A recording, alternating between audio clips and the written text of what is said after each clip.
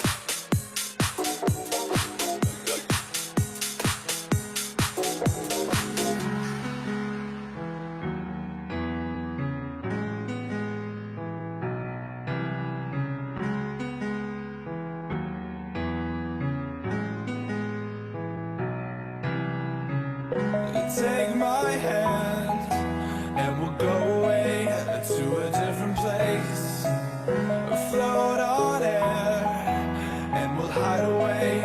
I'll be your escape.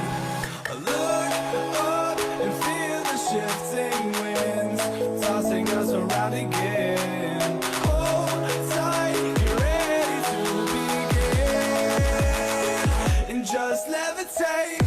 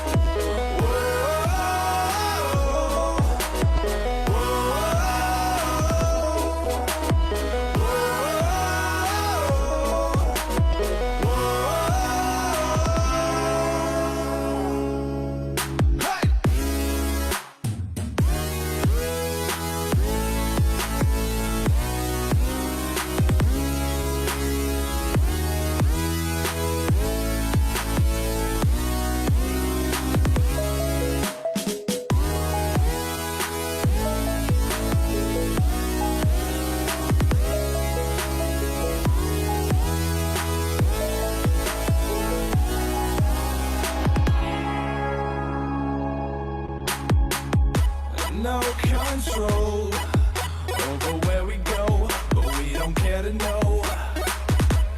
Ignorance is bliss. Your tears are gone, and they drifted back from where they came, and they will not be missed. Look up and feel the shifting winds tossing us around again. Hold tight, get ready to begin and just levitate.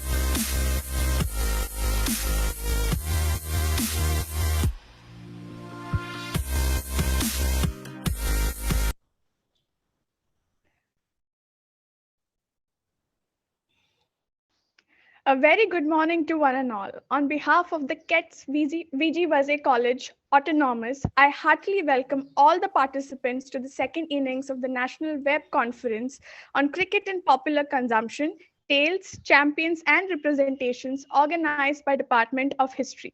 We are delighted to share that day one of the conference was successfully conducted with the august presence of a guest of honor, Mr. Ashutosh Gowarikar. Our resource persons from sports, industry, and academia explored the phenomenal sport of cricket from different angles and shared their valuable insights with the participants. We received an overwhelming response from all the participants and sincerely hope that the day two will receive the same level of enthusiasm. Before we kickstart the second innings of the conference, few words of wisdom from the captain of the team are in order. I welcome our dynamic leader both on and off academic field, Principal Dr. B.B. Sharma. Thank you. Please allow me to start my video also.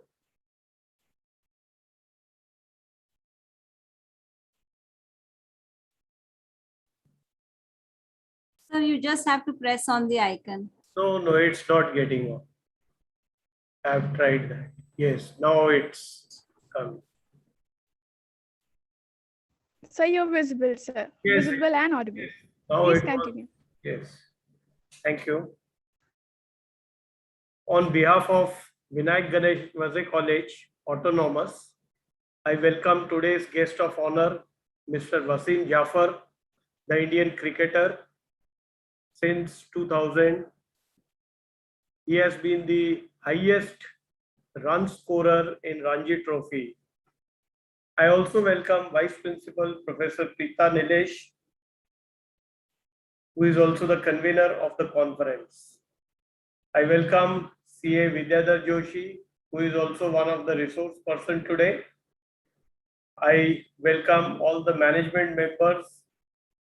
I welcome all deans, Dr. Dinesh Kumar, Research Dean, Dr. Ajit Kedgar, HR Dean, Dr. Anil Naik, Dean for Commerce, Dr. Alka Kalutkar, Dean for Science, Dr. Preeta Nilesh, Dean Humanities.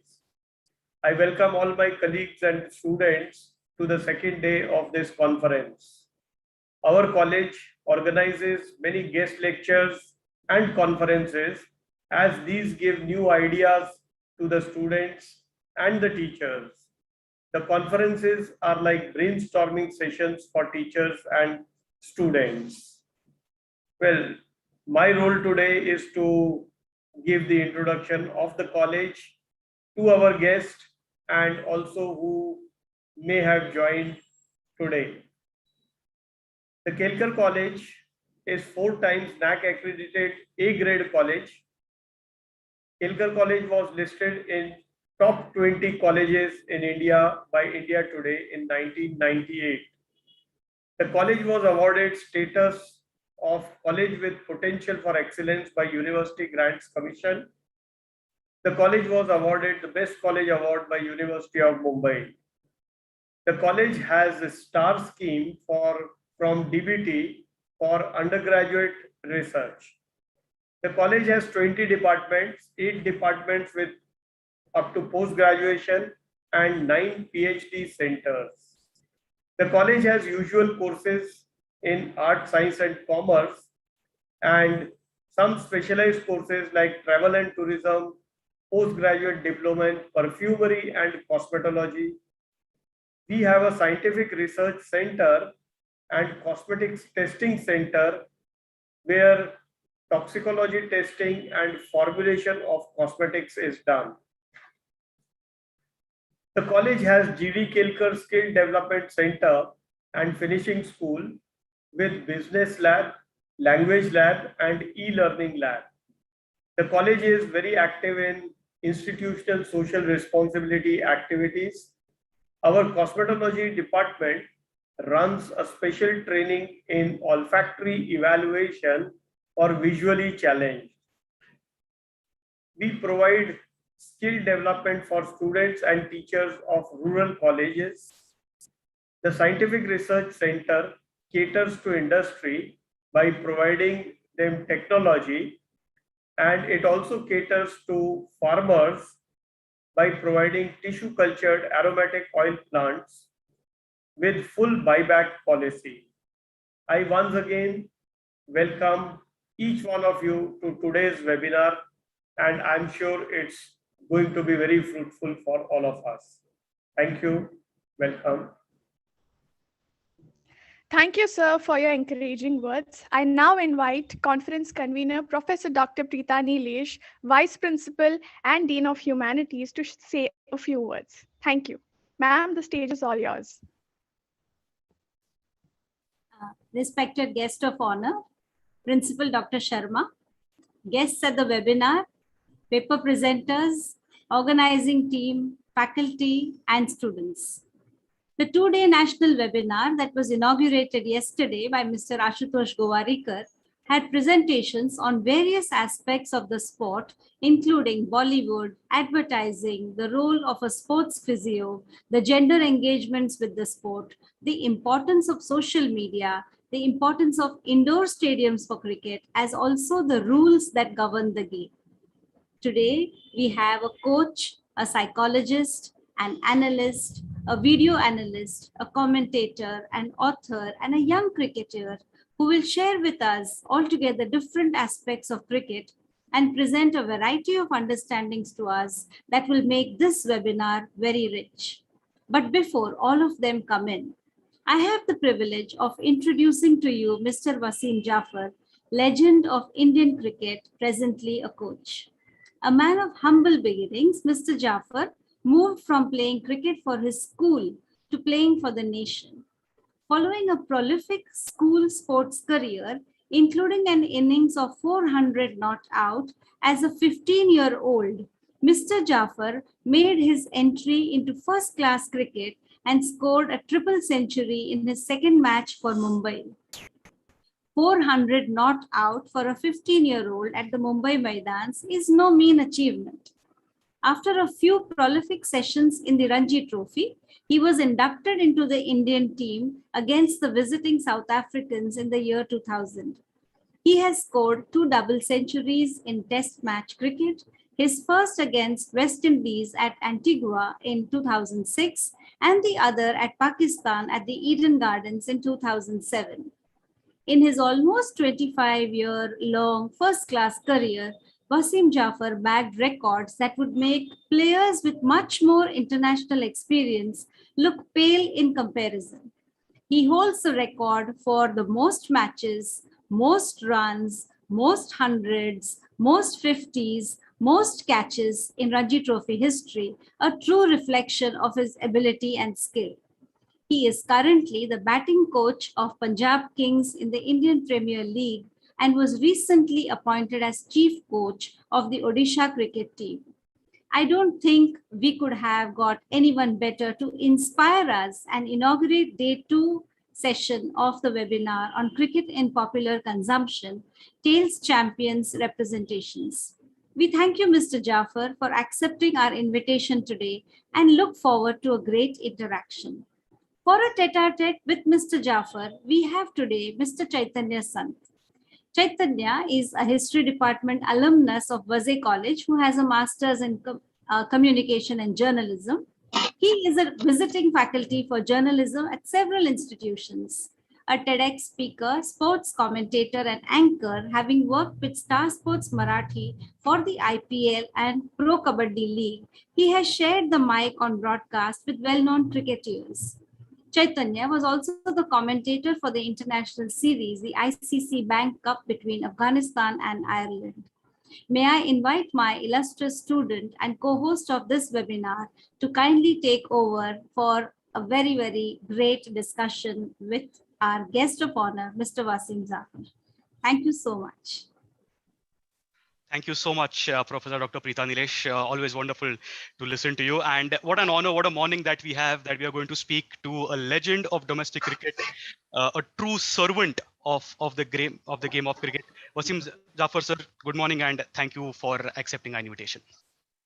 Thank you very much. Very good morning to everyone, especially the principal and the vice principal and everyone who's attending this webinar. Very humbled and fortunate to join with you guys and share my experience. Thank you so much, sir. So now introducing Wasim Jaffer. We talk of international cricketer, we talk of legend in domestic cricket. But now, apart from a coach as well, we also have to introduce Wasim sir as the YouTuber as well. And if you don't mind, for a Saturday, I am going to be your common man, and I am going to be asking you questions as the common man, the way we love to see you on your YouTube channel. So if you don't mind, sir, we'll begin. I'll be your common man, and we'll start with, so the topic that we're going to speak of today is what it takes to be a cricketer in India. Okay, so for that, let's start with your earliest journey, and that is about playing Maidan cricket. And in Mumbai, once you start playing for schools, it always is the Guile Shield and the Harris Shield, which you have been a champion of. So could you share your experiences on the importance of Maidan cricket? I think first of all, to play cricket, you need to have the passion and the love for the game. First of all, if you want to make it as a career, then you need to have those qualities that you want to achieve. Nowadays, I think the passion has changed. A lot of youngsters have a lot of other options also. In our time, probably we didn't have that many options. So we will put everything in it because I was living in Bandra, I used to study in Bandra Urdu High School till about 6th standard, and that's when I started playing cricket. Uh, and my family obviously backed me, uh, and they saw that I could make it as a cricketer. So I was asked, by a few coaches to move schools. So then I started, I started, I changed my school from Bandra Urdu to Anjuman Islam because they had a very strong school team. They always used to play in Guide Shield, Harris Shield final. And that's where my journey started. So from Bandra, I used to travel every day to Shivaji Terminus, VT used to be at that time. And every day from 6 o'clock in the morning till 7 o'clock in the evening, that used to be my day. That a couple of times I used to practice in the morning and the evening, and in the afternoon I used to attend the school. So the next 4 years went like that, and obviously uh, we used to practice in Azad Maidan, in Cross Maidan, and that's where my journey of Maidan cricket started. And I think in those times you learn so many things. And my first club in A division was National Cricket Club, which is in Cross Maidan, highly reputed club. Won so many trophies. About 6 or 7 cricketers used to play in Ranji Trophy. Nilesh Kulkarni, Manish Patel, Zahir Khan, Sunil More. So I was fortunate enough to play for that club. Sudhin Naik sir was a coach. So he invited me when I think he was a Ranji Trophy selector at that time, and I think he saw me playing in under 19 Mumbai game, and he invited me to play for his club.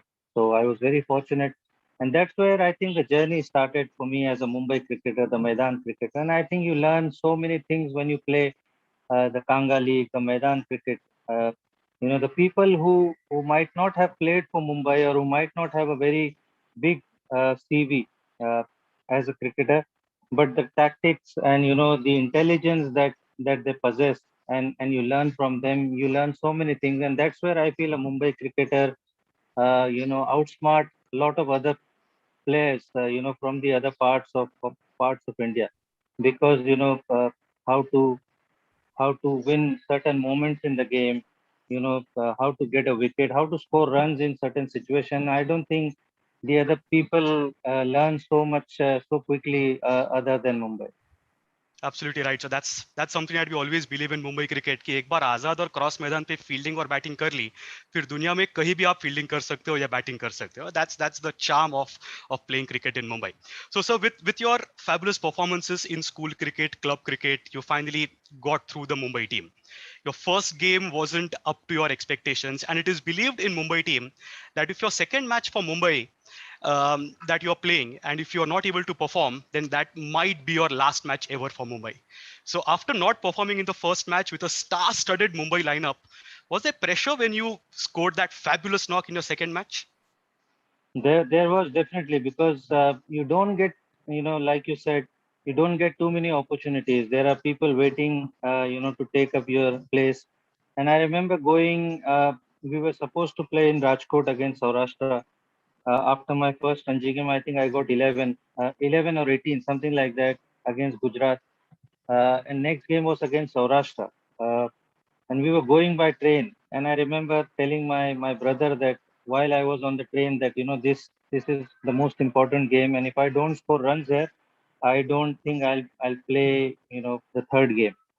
But fortunately, by God's grace, I got triple hundred in that game, and that kind of started my journey as a Mumbai cricketer, as an India cricketer, because you know I think when you play under those people where Sanjay Manjrekar, Vinod Kamli, Amol Muzumdar, Sachin Tendulkar, you need that respect from them, and that can only happen when you score runs. No matter how many runs you got in under 19s or India under 19, they're still, to get respect from them, you need to score runs in front of them in crucial times. And that's where I feel, you kind of, settle your nerves in that star-studded team. I mean, all of them were superstars in that team, and I was lucky that I could get that triple hundred to kind of cement my place for certain time. Absolutely. When it comes to stars, we'll come to it later. But sir, then you went on scoring runs season after season for Mumbai, and then finally you were continuously knocking the Indian team door, and then the call came. Dream fulfilled? I think so. More than me. Obviously, I was obviously dreaming of playing for India. Which cricketer doesn't want to play for India? But I think my father was the one. When you invested so much time and money into me, and we came from very humble background. My father was in BST. He was the only breadwinner in the family. We were three, four brothers, and he had a dream that one of his son could go on and play for India. Uh, to see that happen, obviously, while he was there, that was very, very fulfilling. He was very proud man that, one of his son could go on and achieve, which was extraordinary. I mean, looking back, it still feels like a dream. Absolutely, I can understand your family, and we have always seen your elder brother at Cross Maidan, Azad Maidan, always witnessing cricket, and you've always mentioned that he has had a big role to play in your life as a cricketer. So, sir, you entered the Indian team, and then you talk of the stars. You entered the team, and then you had Sachin Tendulkar, Saurav Ganguly, Dravid, Lakshman, Kumble, Virendra Sehwag. How enjoyable was it to play cricket with these greats of Indian cricket? Oh, it was very, one of my most treasured moments. First of all, to play with Mumbai, with Sachin being there, I've seen him so closely. I used to go and watch his, school games in the start. I used to go and watch a lot of time shield matches, which used to happen at, Hindu Gymkhana, Islam Gymkhana. And I used to keenly follow his career to first of all get to play with him in Mumbai, and then see all the players, like Saurav Ganguly, you mentioned. Kapil Dev was a coach in my first test. Azharuddin, I think he was playing his last series at that time, and all the other stars, to play in that decade, I feel, in those era, it was very, very fulfilling. There were so many, role models for you to follow. Rahul Dravid was still in his early years.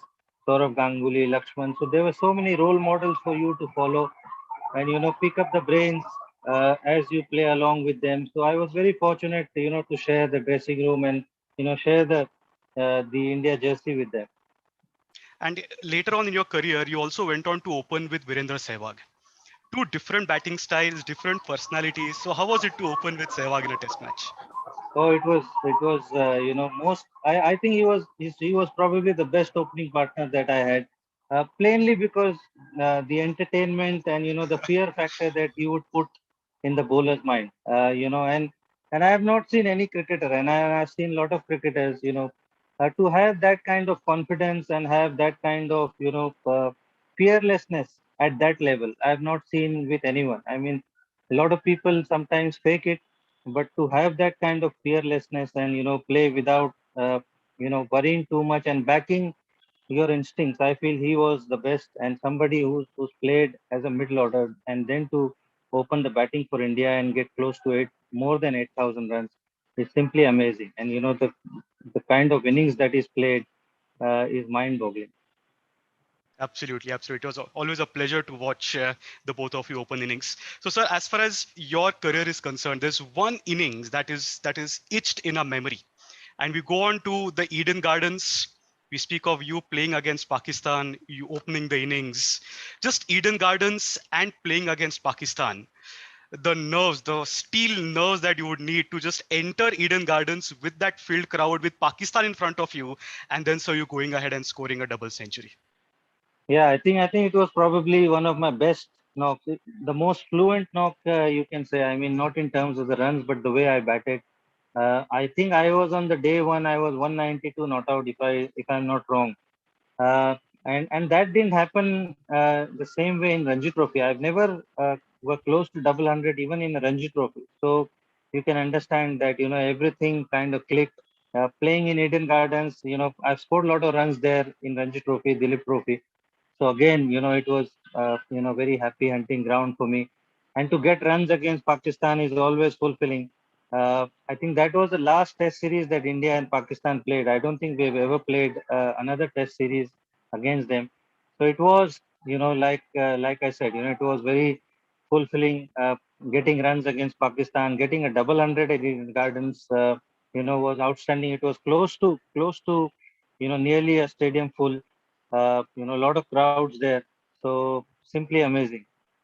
Absolutely. So the number of adjectives that we are going to use to explain your innings are going to fall short of the greatness of that innings that you had played at the Eden Garden. So talking about playing in different conditions, you've played in Australia, New Zealand, South Africa, England, and recently on a YouTube channel, we have heard you giving advice to the Indian team as to how to play in the English conditions using the metaphor of old Bollywood Hindi movies. So how important is it to get adapted to foreign conditions by playing county cricket, because you have played a lot of cricket in England?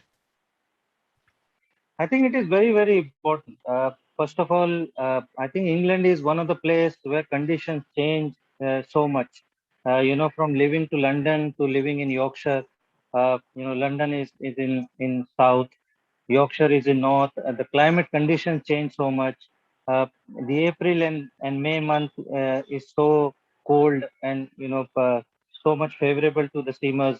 And then as the summer comes in June and July, it becomes hot and the conditions really favor the batsman. So I don't think a conditions change so much. I have not seen anywhere else other than England. And that is the reason why I think, when a lot of the greats from the past have played 10, 15 years in county cricket, and that is where they mastered their trade. A lot of players like Malcolm Marshall or maybe Vivian Richards, Clive Lloyd, you name anyone, Wasim Akram, they've all played 10, 15 years of county cricket. And I think uh, playing in those conditions, in those different, atmosphere, you learn so much. I mean, we've seen with Zahir Khan when he went and played with Worcestershire, he became a different bowler when he came back. We've seen a totally different bowler from what we saw before. So I think that probably, helps you to become even better, using the conditions well. Uh, when the things are against you, because you are playing 5 days in a week, and sometimes the body doesn't allow you. So, the mind becomes even more important and people get mentally tough.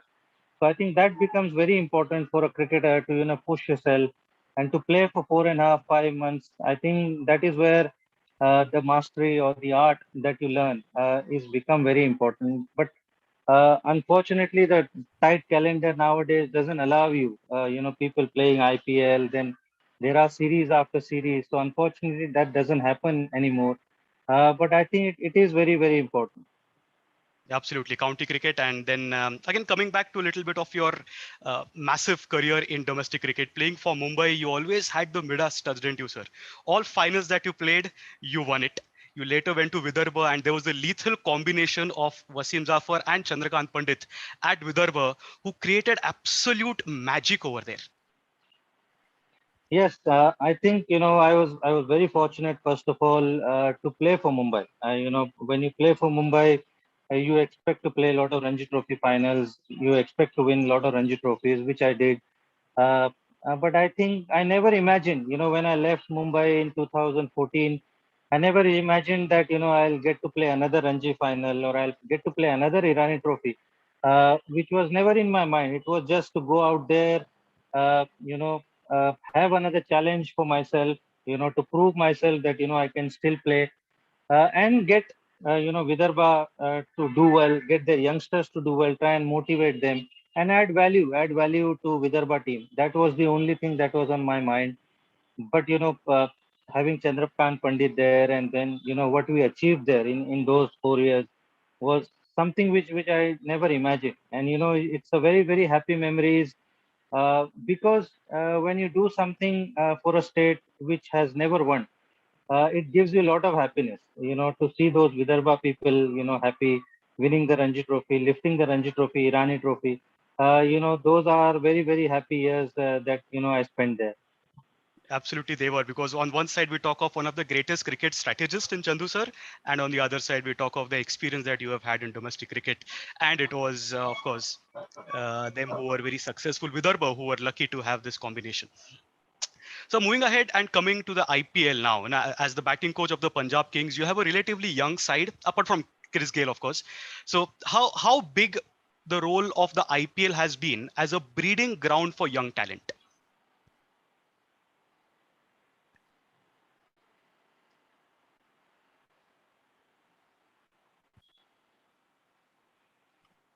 I think it became a very important fixture, or I would say a platform in any youngster's career. Uh, I think nowadays for the right reasons, cricket is becoming a very important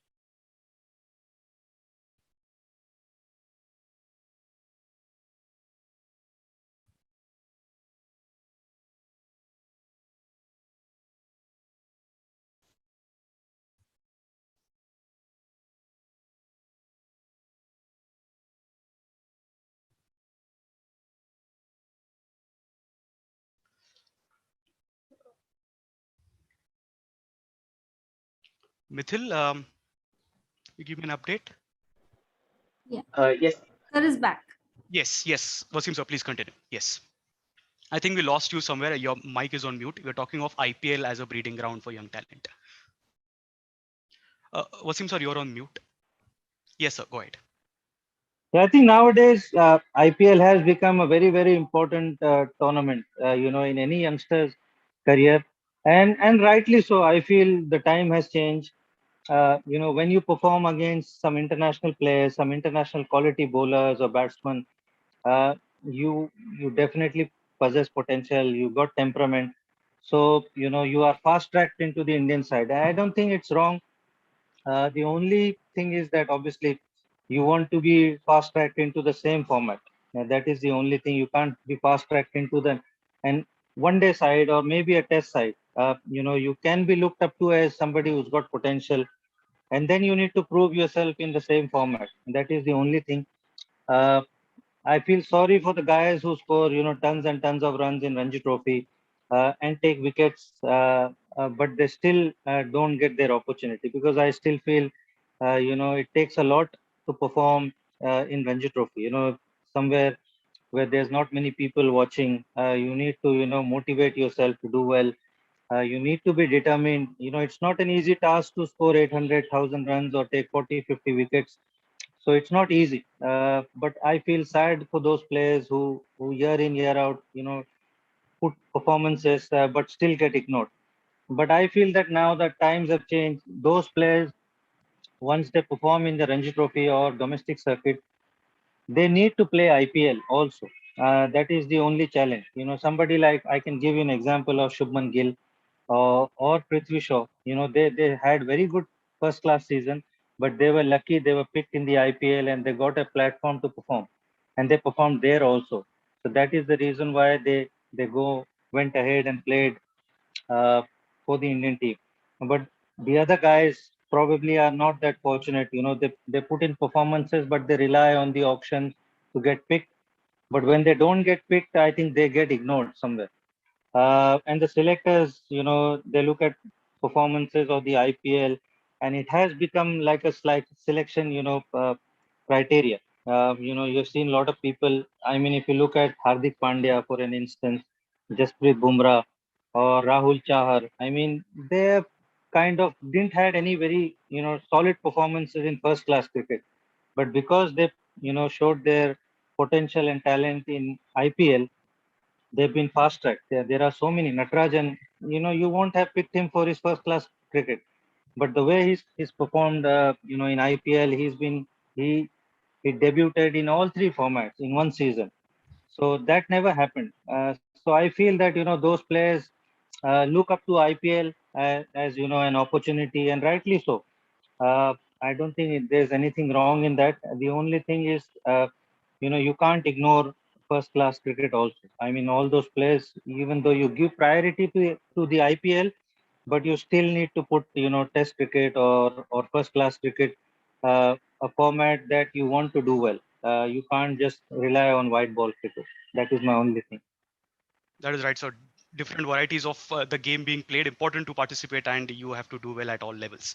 So there's a popular question coming in, and that is related to the topic of our conference itself, that is cricket in popular consumption. So we have seen you play cricket for a long time, but we have never seen you getting into a verbal spat with anyone on the ground, may that be an Australian or may that be a former English cricketer, anyone. But post-retirement, so we have seen a different Mr. Wasim Zafar. With you've kind of started a new innings wherein you are a brilliant tweeter. You've started talking a lot on as far as your YouTube channel is concerned. So how enjoyable is it to connect with your fans, with fellow cricketers, with youngsters, with the social media, and it's so popular right now? I think I always had a very dry sense of humor, Chandrasekhar. I think, Chaitanya, it's only thing that people see a very serious side, but the players who have played with me, has interacted with me or know me, personally, they know that I have got a, decent, I won't say a very solid sense of humor, but I try and put it and, try and make people laugh with those tweets and memes. And it has been accepted, and and a lot of people have enjoyed that, and it feels good to connect to a lot of people and see the other side of myself. I mean, up until 2018 or 19, I was not even on Instagram or on Twitter. A lot of people forced me to connect to social media, and I did, and I find it interesting. It has got a lot of power. The social media has a lot of power, and I'm amazed at the power of social media to see how it operates. But I'm enjoying making people laugh and smile. Uh, Opened my YouTube channel also to try and give some inputs about the game. So it's going good so far. Absolutely, sir. It is thoroughly enjoyable for us, even as far as the YouTube channel is concerned. One experience I'll just share with all our viewers here is Wasim sir has shared a recent experience on the question that was asked to him that what should the Indian batsman do in England to face the bowlers. And the example that he gave was कि तुम्हें बिल्कुल वही करना है जो पुराने हिंदी फिल्मों में पुलिस करती थी, लेट आना है, play the ball late, and that's how you can. That's a brilliant way of explaining of how our cricketers can be playing over there. Unfortunately, we have to stop here. Wasim sir has his commitments, but Wasim Zafar, it was an absolute pleasure having a chat with you. It was thoroughly enjoyable, and I request our student Atharva Kadam to officially give a vote of thanks. Sir, on behalf of the Department of the KE's Vaze College of Arts, Science and Commerce Autonomous,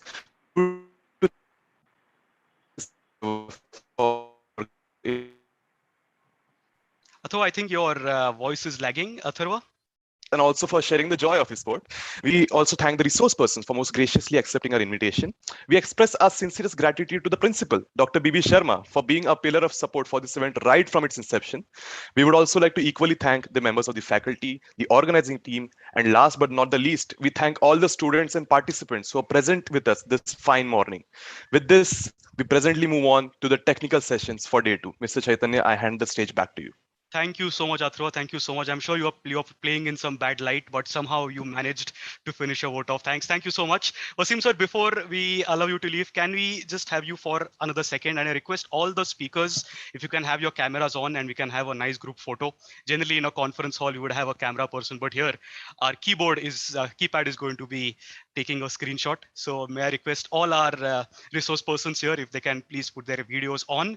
And I request Mithil, if you can go ahead with a nice picture of all of us here. I would like to thank everyone to attend, obviously, who have attended the webinar, and Preeta ma'am and Chaitanya, you also. It was thoroughly enjoyable. I hope you enjoyed my company, and it was nice to be along with you all the guys. Thank you. Absolutely, sir. Totally an Thank you honor so and much. absolute pleasure. Thank you Thank so you. much, sir, for accepting our invitation. We are honored, and our principal and junior college vice principal, who are also here, are themselves great cricket enthusiasts. And you must also recognize Mr. Rajendra Lele. He Oh, is yes. also here right now. So, Okay. so big Thank you. Thank you very much. Thank you, sir. Thank you. Thank you so much, sir. Mithil, I Thank hope you you. have had a good photo. Thank you so much, Wasim, sir. Thank you. See you. Wonderful. So we have had a Mumbai cricketer, a legend, and the first session has gone absolutely as per plan. We won the toss and we have aced the first session. Now moving ahead to the cricketing technical sessions. As Preetama had mentioned, we have 7 fabulous speakers speaking on different topics today. And to start the cricketing session, may I invite one of our students, Nidhi Khanna, to officially begin the cricketing technical sessions. Yes, sir. Thank you so much, sir. Good morning, everyone. Let's welcome our first presenter for today, Mr. Prasanna Sant. Mr. Prasanna Sant is the co-founder of the sports PR website 365games.in. He is a sports commentator on Star Sports and All India Radio. He is not only a presenter, but also an auctioneer, voiceover artist, multilingual corporate trainer, and management faculty. With this, I would like to pass the spotlight to Mr. Prasanna Sant. Well, thank you so much, Nidhi, for your kind words. If you could just allow me to start my video, because it's coming that the host has not yet enabled it. So if you could just give me access. Yes, sir. Yes. Now this is fine. Thank you so much, Nidhi, for the kind words. And now I think it's on me to take the session ahead. And what a wonderful opening session this was, and rightfully. It was done by a legendary opening batsman of India, Mumbai, Vidarbha, and so many years. It was so enriching to listen to Mr. Vaseem Zafar. And before I start my presentation and before I take my topic ahead of regional commentary, let me offer my day's greetings to all the dignitaries here on the online platform, Sharma sir, Joshi sir, Preeta ma'am, and all the speakers who are going to speak today on this wonderful occasion. Since this webinar has been organized by the history department, I'm not a history student, but since my brother is involved in a lot of history, I'll give you a couple of nuggets about history which are related to cricket. Today is 14th of August, and exactly 31 years back, 31 years back in 1990, today, 31 years back, Bharat Ratna Sachin Tendulkar scored his first ever international century at Manchester in England. That was today. So you know how auspicious a day this is for the conference. And the second nugget that I wanted to give you, again related to history, the speaker today, Mr. Vaseem Zafar, long back when I had played for my school, IES New English School, and for the New English School, I had done a little a good performance in terms of batting and bowling. Mr. Vaseem Zafar had gifted me a bat by which he had scored a century against Gujarat for Mumbai in Ranji Trophy. So these are two small historical nuggets that I wanted to present, just to say that, okay, there is some history in me as well before I start with my presentation. So I welcome everyone on this day 2 of this wonderful webinar. And if I can have the PowerPoint slide on the screen, let me just introduce my topic and what all am I going to present here on this wonderful occasion. So that's my topic there, regional commentary, overcoming the language barrier and bias. So in this topic, what we're going to study, what we're going to learn, what we're going to interact or discuss about is about commentary, how it has evolved over the years, right from the first test match when telecast started to where it is now in 2021, and what could be the road ahead in the next couple of decades or maybe more than that to come. So that is what I'm going to cover here in regional commentary, overcoming the language barrier and bias. If you can go to the next slide, I will just show you what is going to be the abstract, what are going to be the points that I am going to discuss. These are the points that you should look forward to. So what are the things that I'm going to cover? The rise of the internet, popularity of cricket, not only as a sport, but as a career as well, preference to listen to commentary in a language that is comfortable to you as an individual, a better connect with a comfortable language, emergence of stars, former cricketers, and lingo is one word with a little bit of liberty that I've taken. It's a millennial word. Rather than saying language, the millennials prefer to say the word lingo. So I'm just trying to gel into the millennial culture and an ever-growing fan base. So these are the things that I'm going to cover. Before we go to the next slide, all those who are listening to this presentation, all those who have tuned into this presentation on a wonderful Super Saturday, as we call in the sporting culture, I would like to tell all of you, as I tell in all my lectures as well, what announcement is given in an aircraft, I give that in a lecture as well. Sit back, relax, and enjoy. The next 15-18 minutes that I'm going to present is going to just be a ride which you can enjoy, and then you can bowl bouncers at me, you can bowl googlies at me, ask questions, and I'll try to answer them to the best of my ability. So sit back, relax, and enjoy. Okay, let's go to the next slide, where we look at the rise of internet-based viewing. See, this is now a new emergence. This is now a new trend. See, the first point that I have mentioned, channels need not have a dedicated channel. Now, what I mean by this is that you look at XYZ channel or an ABC channel, today, you no more require to have a dedicated channel, because today you have the emergence of applications, or what is popularly called as apps. So what you do is, rather than having a 24/7 channel dedicated to a particular language, whether it could be Marathi, it could be Gujarati, it could be Tamil, Telugu, Kannada, Malayalam, Urdu, whichever language that you can look at, rather than having a completely dedicated channel, you have an app, and get that app activated only when you're doing commentary of that particular language of that particular event.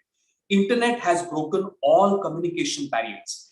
Now, over the last 1.5 years, we have not been able to travel by trains. But when the IPL is going on, or when any popular cricket tournament is going on, if you travel by train after 7 o'clock in the evening, a person by one hand is trying to balance himself or herself in the compartment, and the other hand has a mobile phone in hand, where he or she is trying to get updates of all the scores and match updates. This is how internet has broken through all barriers of communication. Applications and subscriptions is the name of the game. You subscribe for a couple of months, you take those applications, download them, you're done, you delete them.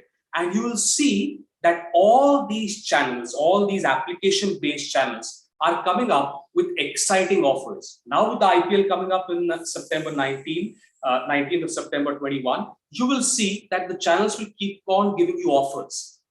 60-day offer, 50-day offer, 45-day offer, 90-day offer. What you do is you buy that package, and rather than watching it on television, you buy and you watch it on your cell phone. So that what you do is you do not trouble your family as well, who love to watch the Hindi and all those serials. So you keep them happy, you keep yourself happy, because applications and subscriptions is the name of the game. Look at these 3 A's that we are looking at. What are the 3 A's that we look at? Accessibility, affordability, and availability. Very easily accessible. You go, you download, you have access to that app 24/7, not only for sports, but for other things as well. Very, very affordable.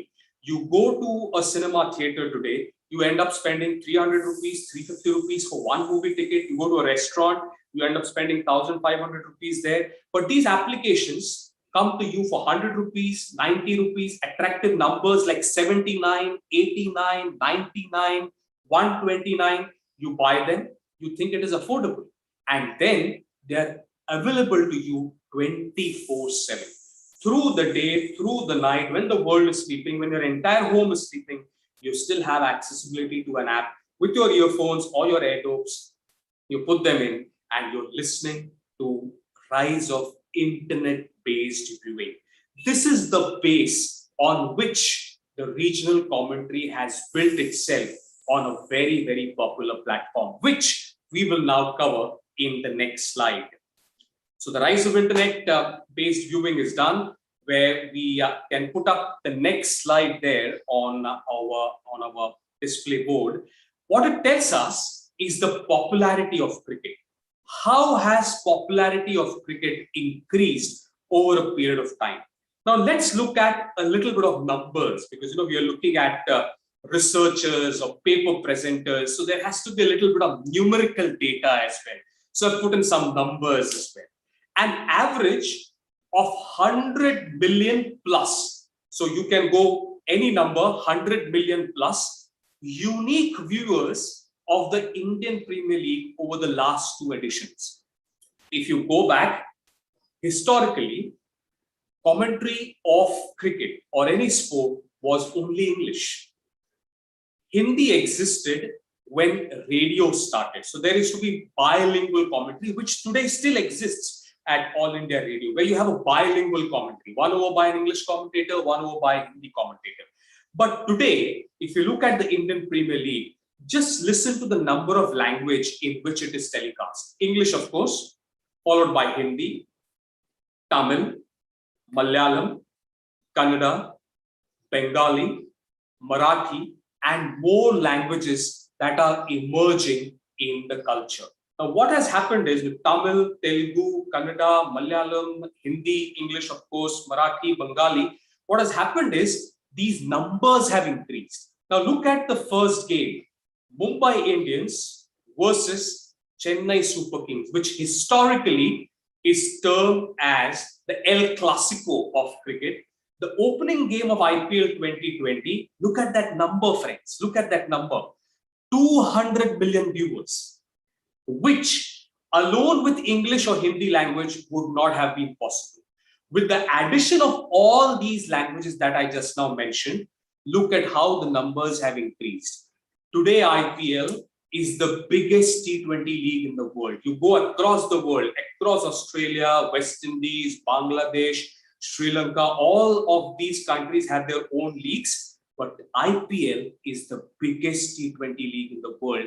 And what has contributed to it is not only the telecast, but a familiarity and accessibility to different languages, emergence of internet, and the popularity of superstar commentators. India is very synonymous with festivals. And that is why the tagline, India Ka Tyohar, is what is known as Indian Premier League. So this is what, in terms of numbers, in terms of popularity of cricket and the emergence of commentary. If you can go to the next slide.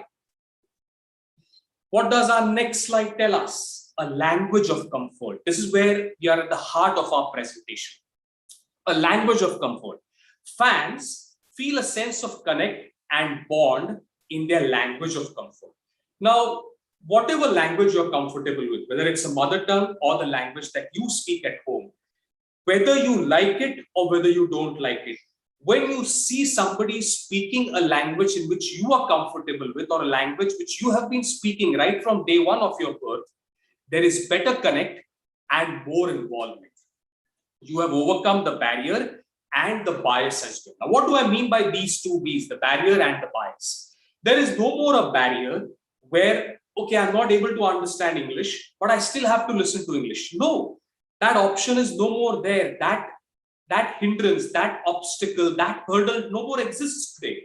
You have an option of 7 to 8 more languages, which at the press of a remote control or your telephone or your mobile button, you can immediately change it, and you no more need to be feeling biased where, oh no, I don't understand English, I'm not comfortable with English. No problem. You have so many other languages in which you can feel comfortable about. The sentiment, I love and I'm proud of my mother tongue, exists today, because today you will see that there is an emerging fan base in all these other languages that is turning out to be very, very popular, which we will cover in our next slides as well. So language of comfort has given an emergence to regional commentary, and it will continue to grow and mushroom in the years to come. Okay, if you can go to the next slide, which talks to us about the star attractions. Now look at these names that I have put up on the slide. Now what do we mean by these star attractions? Now look at these names that are there on your slide. Akash Chopra, Virender Sehwag. Now, if you know these two gentlemen, and Wasim Zafar just now discussed about how popular Virender Sehwag was as a cricketer, he's now equally popular as a commentator, as an expert as well. Akash Chopra as well in his Hindi language. Now, whether you like or whether you don't like, they've taken the commentary in Hindi by storm. There is an alternative medium available to them. the kind of words that they use, the kind of lingo that I've said that they use is much more connectable to us. It offers you a much deeper connect. Sandeep Patil, Vinod Kamli in Marathi, they have now developed their own system of commentary where they put in their inputs, but in their own style. Krishnamachari Shrikant in Tamil is one of the most popular regional commentators that you can ever think of. Venkatesh Prasad in Kannada gives his own versions of commentary. Venkatpati Raju in Malayalam talks in Telugu talks about his own experiences. Tino Yohanan talks about his own experiences in Malayalam. These names that I've put up on the slide, and there are many more. Okay, so please pardon me because of the slide restrictions. I've just put down these names. Look at the languages that I've covered here: Hindi, Marathi, Tamil, Kannada, Telugu, Malayalam. There are so many commentators, friends. There are so many commentators who dabble in multilingual commentary. Now, what I mean by multilingual commentary is they do English commentary, they do Hindi commentary, but they do one of these languages as well. Whether it is Marathi, whether it is Tamil, whether it is Telugu, whether it is Malayalam, whether it is Kannada. What has happened, friends, is that it has given them a vast medium to connect to a larger set of audience. And no matter how big a cricketer, what they love is being loved by fans, being loved by the next generation, being accepted by the millennials. And these are the star attractions that today are nailing it big time in multilingual commentary, and how it has emerged as a new medium for you to share your thoughts and experiences. Yes, if you can go to the next slide. What it tells us is, now look at this lingo that I've purposely put up for all of us to enjoy. Now, look at what I've put up on the slide. Self-explanatory, but I'll try to make it more entertaining. In Marathi, you call a nice shot or a nice catch as chabuk. In English, you call it as superb. Tell me very honestly, what connects to you much better? When I say chabuk fatka, superb shot. You are your own judge. I am not making you biased. I am not telling you to make an informed opinion. You are free to make your own opinion. Chabuk, superb. Kadak shot, great shot. Look at Hindi. Behtareen, wonderful. Adbhut, fabulous. You make your own choice. What gives you a better connect and bond? This year in the sense, 2021, one phase of IPL was done. The next phase of IPL starts in September.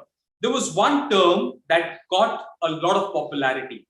Now, I am not that familiar with Kannada, but this term I'm very popular or familiar with. A Sala Cup Namade. What this means is Royal Challengers Bangalore, who are in pursuit of their first IPL title, they started this trend, which from Kannada to English translates as, this time the cup is ours. When you say this time the cup is ours, the meaning is the same what it means in Kannada. But when you say it in Kannada, the Bangalore fans feel more connected to what you want to say. So this has become a trend.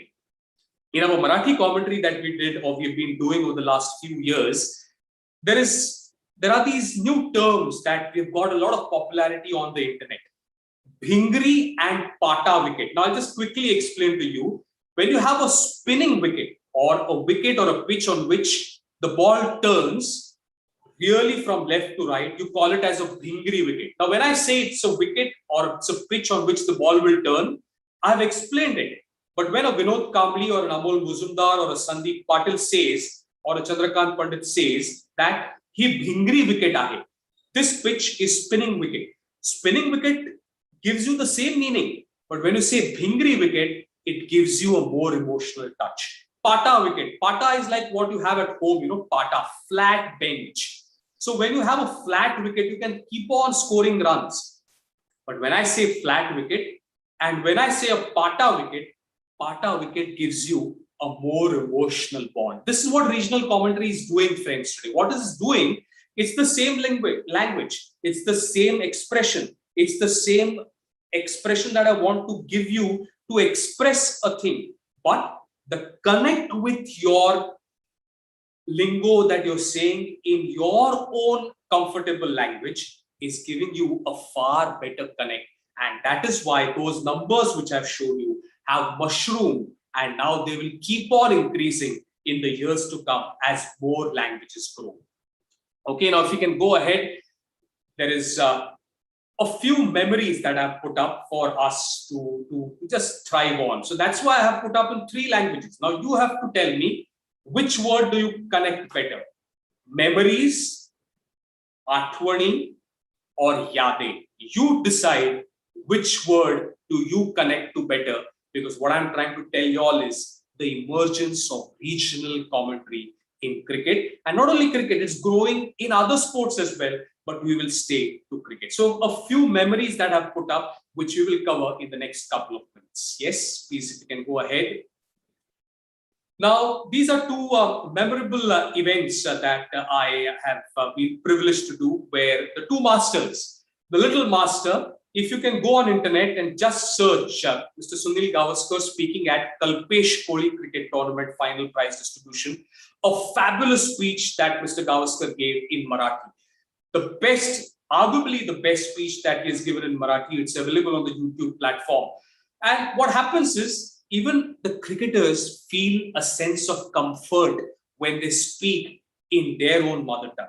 The one that is below is at the MIG Cricket Club in Bandra East, where the pavilion was named as the Sachin Ramesh Tendulkar Pavilion, where I interviewed the Bharat Ratna Sachin Tendulkar in Marathi. And no matter how much you grow in profession, career, achievements, awards, recognition, rewards, a language that you have been speaking for the last 30, 40, 50 years, right from your day 1 of birth, creates a completely different bond. So these are a couple of special memories of doing a function or commentary or an event in a regional language. If you can go ahead, where it tells us about the commentary in Marathi language, because I have been doing Marathi commentary. Now look at these 4 photographs that you see. If I start from left-hand side corner, Sandeep Patil, a 1983 World Cup winning player. On the right is Mr. Chandrakant Pandit, once again a master strategist and a top-class coach, having multiple Ranji Trophy titles. If you come below, Amol Muzumdar, a stalwart in Ranji Trophy cricket, now a Ranji Trophy coach of Mumbai. And to the left-hand side corner is Vinod Kamli, giving his commentary inputs in Marathi. This is what has happened in the emergence of regional media. Top-class cricketers, international cricketers are sharing their thoughts, sharing their experiences in their own language and expressing their thoughts, which has become really very popular. Going ahead. Now, what has happened is, with the regional commentary becoming so popular, please understand, in Maharashtra and in Mumbai, tennis ball cricket is very, very popular. You look at any cricketer, the start has been with tennis ball cricket. So now, with these tennis ball tournaments mushrooming all across Mumbai, there is an emergence of different language commentary as well. So here, these are a few memories that I have put up. Professor Ratnakar Shetty, the person who has handled so many different roles at the BCCI, Mr. Aditya Thackeray, under whose leadership football in Mumbai has taken rapid strides. Below is one of the most popular tournaments in tennis ball cricket, the Supremo Chashak, as it is called, where Mr. Sanjay Bangar. So what has happened, friends, is that not only on television, not only on radio, not only on internet-based, but today on-ground commentary also is giving you many, many options to express it in your own language. Call the game, say it as it is, and say it in a language which is comfortable to you and acceptable to a wider range of audience. Now, if you go to the last slide, where I conclude my presentation by saying thank you, where I say dhanyavad, and I say shukriya as well for a wonderful and patient listening from all of you. But I will end my presentation by giving a small piece of advice for all of you as youngsters, all of you as professionals, all of you as listeners to this presentation, is that this presentation was presented or was given to you to make you understand that as you grow in your profession, you must understand that there is one language, which today, whether you like it or you don't like it, you can argue, you can debate, you can fight over it. But arguably, one language today is the most widely accepted language of communication, that is English. Along with English, my friendly advice, I'm not a professor, I'm not a doctor, I don't have a PhD, I am no one. But a friendly advice to you is that along with English, develop another language with which you can communicate with an audience. It'll make you well equipped, it'll make you more popular, and more importantly, it'll give you a wider access to an ocean of opportunities which you can tap, because you know you can finish everything, but the ocean will never finish. So if along with English, you can develop another language, it'll give you more opportunities and it'll make you more powerful in your presentation. With these words, I wind up my presentation with a warm thank you. Thank you so much. Thank you so much, sir, for this insightful session. It's very important for regional commentary in sports like cricket, where people bond over a match. Chaitanya, sir, do we have any questions for Prasanna, sir? Yes, I mean, so see, I'm absolutely no one to speak on how brilliant he is as a speaker, because whatever that I am, I have learned from him. It was a couple of years back that he had come to college, and all my students were saying that when we were outside the auditorium, it felt like you were speaking. And I felt, wow, I'm speaking like Prasanna, I'm making some progress in life. Okay, so nonetheless, Prasanna, there's this one question when you ended by talking of that everybody should also develop another language. Can that something be done in the education system? Because see, learning another language, I think, ends at standard 10, standard 12. After that, your entire education happens only in one language. So what is it that can be done by students or youngsters to develop another language that might be their mother tongue or any other language apart from English? Okay, sir, that's a very good question. And let me give a disclaimer to everyone that this question wasn't planned at all. It's just an extempore question. So my answer also is going to be extempore. And we are in the same house, okay? Just a wall that divides us when we are doing this interaction. The first thing that I would like to tell, because we have academicians here as well, Chaitanya, I remember a few years back, I used to teach a subject by the name translation skills. That was a subject in the BMM department, which I used to love to teach, translation skills. But for some reason, that no more exists today in the BMM course. Now, I'm not creating a controversy here. I'm just making an opinion. The translation skills subject was a fabulous subject because it helped you, because we were studying that or I was teaching that subject in Mumbai, it helped you to develop a command over 3 languages. English, Hindi because the national language, and Marathi because the college existed in Mumbai and Marathi is the language that is spoken in Mumbai or Maharashtra. What I would suggest all the BMM or all the students or all the teachers especially is that not to curb the freedom of expression of any student. If that student is conversant in some other language, let that not be curbed, but with a slightly friendly warning saying that, okay, good, you develop your Marathi, you develop your Hindi, you develop your Gujarati, you develop your Urdu, Tamil, Telugu, whatever language, but don't ignore English. With English, another language is an add-on. Now, I'm not creating a controversy here by saying that, be proud only of your language. You must be. But along with English, you must develop another language. So what I'm trying to say to sum up my answer is that do not curb the freedom. If a student is very good in other language, let that grow, let that mushroom. But along with that, give a friendly instruction or an advice to that student that, friend, do not ignore your English. Because if you learn that, progress ही होने वाला है, तकलीफ कुछ नहीं है. It will help you grow as not only a professional, but as a person as well. So to sum up my answer, good that you're good in one language, but don't ignore the English language. Bang on, straight out of the park. Thank you so much, Prasanna, for that. Thank you so much. That's something that all academicians and everyone needs to understand, including students, that yes, English to hey, but apart from that, develop yet another language. Thank you. Thank you. Yes, sir. So you can take over. Great. Thank you so much, Prasanna. Thank you so much for taking out time. And also thank you. Wishing all of you a great day ahead. Thank you. Thank you, Prasanna. Thank you. Right then, moving over. So we are done with regional commentary. We have, as promised yesterday, as promised today, we have a power-packed batting lineup of experts from the world of cricket. So we're done with regional commentary, importance of commentary. And then we go on to a job which is mostly behind the scenes, but extremely important. You talk of any cricketer, any person, they always speak on the importance of having an influential, powerful coach. And that is what we have over here. We have along with us Mr. Nandan Fadnis. He's a former Ranji Trophy cricketer, All India Radio panel commentator. He's an ECB level 3 coach, BCCI level B coach. He's a coach educator. He was the coach of the England Legends team, which was at the recently concluded Road Safety World Series. He's an ECB level 1 staff tutor coach and former BCCI panel umpire and chief coordinator and batting coach at the MCA Indo Cricket Academy.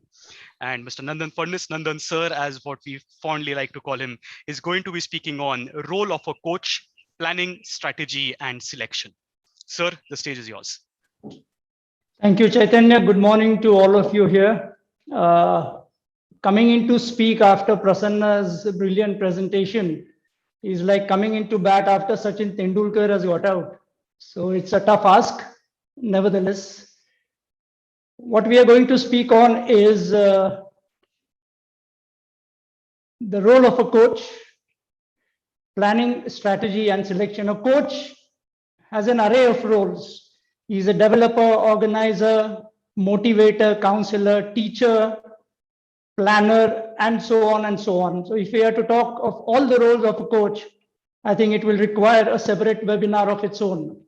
So sticking to what the brief that I have been given here, we'll talk about the role of a coach in planning, strategy, and selection.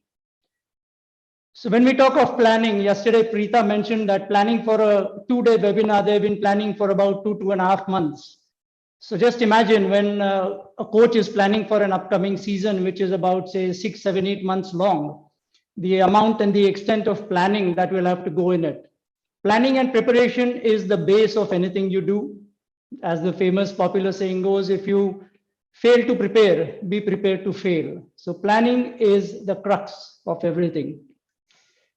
When you start planning, you must know your why. For those of you who are familiar with Simon Sinek and his golden circle of why, once you know your why, you know your purpose, then you know what you're going to plan for. So once that is out of the way, we come to setting goals. Goal setting is one of the most important skills that a coach should possess.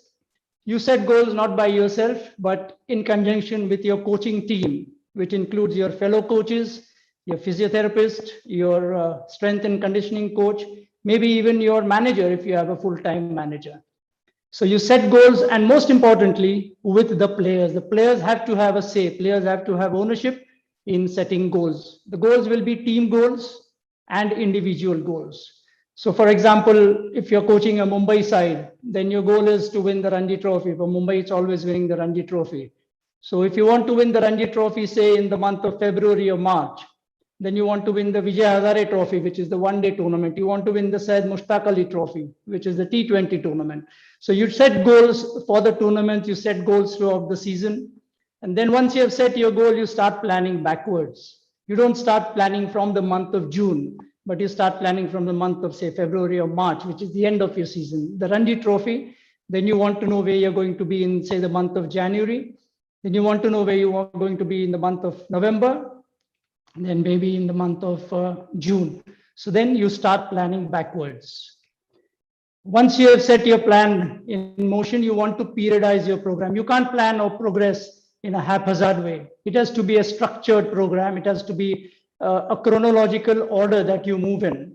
So that is called periodization. Says you have a season from June to March. Then the beginning of the season, the first 2.5, 3 months are your preparatory period, which we break it into a general preparation where you will do your medical screening, if not already done. Then the players are tested for their fitness. Then you build a base of fitness, of endurance and strength. and work on the technical corrections of the players. Also, a little bit of tactics and a little bit of mental training start to come in, and team building exercises. Then you move a little forward where you go to a specific preparatory period where you introduce new skills. Established skills are honed, worked upon, practiced, and new skills are added to a repertoire. Also, more time is spent on mental and tactical preparations and other areas of fitness. Then going further forward, you come to the pre-competition phase, maybe a month before your main competition. Say you're playing the Mushtaq Ali Trophy in the month of October. So somewhere in September, you'll start the pre-competition phase where you play a lot of practice games, match simulations. Then you have tactical sessions, you have mental sessions where you have visualization, and you have concentration exercises and the works, where you're now preparing for the first tournament that is coming up. And then you enter into the competition phase. So for example, now we are playing the Mushtaq Ali tournament, the T20 tournament. So you start preparing, you start actually playing in that tournament. So you'll have games, then you'll have maintenance of your fitness program. You'll keep discussing tactics. You'll have mental sessions to go along with it, rest and recovery to go along with it. And then as we move through, now the important thing here is that in a game like cricket, there are multiple peaks that you want to reach. You periodize the program so that when the competition comes, you're at the peak of your prowess. But since we have 3 tournaments here, you cannot possibly remain at the peak throughout a 4-month period. So you'll be at the peak for the Mushtaq Ali, then there'll be a trough or valley where you just ease off a little bit. Then you again prepare for the Ranji Trophy, then ease off a little bit, prepare for the Vijay Hazare tournament, and then ease off a little bit. So the skill of the coach is in planning this program in such a way that he keeps his athletes, his cricketers, motivated, match fit at the right time, gives them off days, give them time to cool down a little bit, and then rev up again. Also, every session that is conducted has to be specific, has to be purposeful, has to be as close to a game situation as can be possible. So once the competition period is done, comes the most important part of the program. That is the transition period, which is often neglected, especially in India. I feel that it is a largely neglected part of the season, where once the tournament is over, we just kind of switch off until the next season comes around. This last month and a half of the season is very, very important to recover, to rest, to recuperate, where you play maybe different sports, maybe you go hiking, go on a vacation, go mountain climbing. For the athletes, for the coach also, it is very important to take a break, but then to evaluate your season, to see what went right, what went wrong, to analyze your program, and then start working on the program for the coming season. Towards the end of the transition period, you'll again do your medical screening and then start the program. So periodizing your program is a very, very important skill from a coaching perspective. Nothing really goes according to plan, does it? There are always glitches. There are always things that can go wrong, things that do not work. So a coach has to be prepared to course correct. If something is not working, he has to be honest enough to put his hand up and say that, yes, we have tried to do this, but this is not working, so we need to do something else. For this, you should be prepared to take inputs from your coaching team, maybe even from somebody outside of your coaching team, because there are people who are watching your program and who are rooting for you. So if there are suggestions from somewhere else, you should be willing to listen to them. You may not necessarily implement it, but at least give it a year. Planning for what ifs. There are surprises in store every single step of the way. You have scheduled a session, but it rains. What do? You're supposed to play at a particular venue, but that venue changes at the last moment. What do? Your star player, your captain is injured. He's not available for the first half of the season. What do? So you have to plan. You have to have plan A, plan B, plan C in readiness if things do not go your way, or if there are some nasty surprises along the way. And finally, I'm a big believer in the use of technology. This webinar that we are part of right now is brilliant use of technology. So as a coach, you must use technology. We have had Mikhail talking yesterday about social media. We have had Prasanna speaking today about how much social media has come up and how much technology is contributing to cricket broadcasting. So similarly, technology has a lot to offer in coaching terms. There is coach analysis software, technique analysis. Then you can collect data and see where the bowlers are pitching the ball, where the batsmen are scoring their runs, what are the areas in which our team is deficient, what are the areas in which we are doing well. There are any number of them. You can use cameras to video your sessions. You can use cameras to then sit and analyze. So there are so many things that you can do with technology. So if you really want to add value to your program, the use of technology is an absolute must.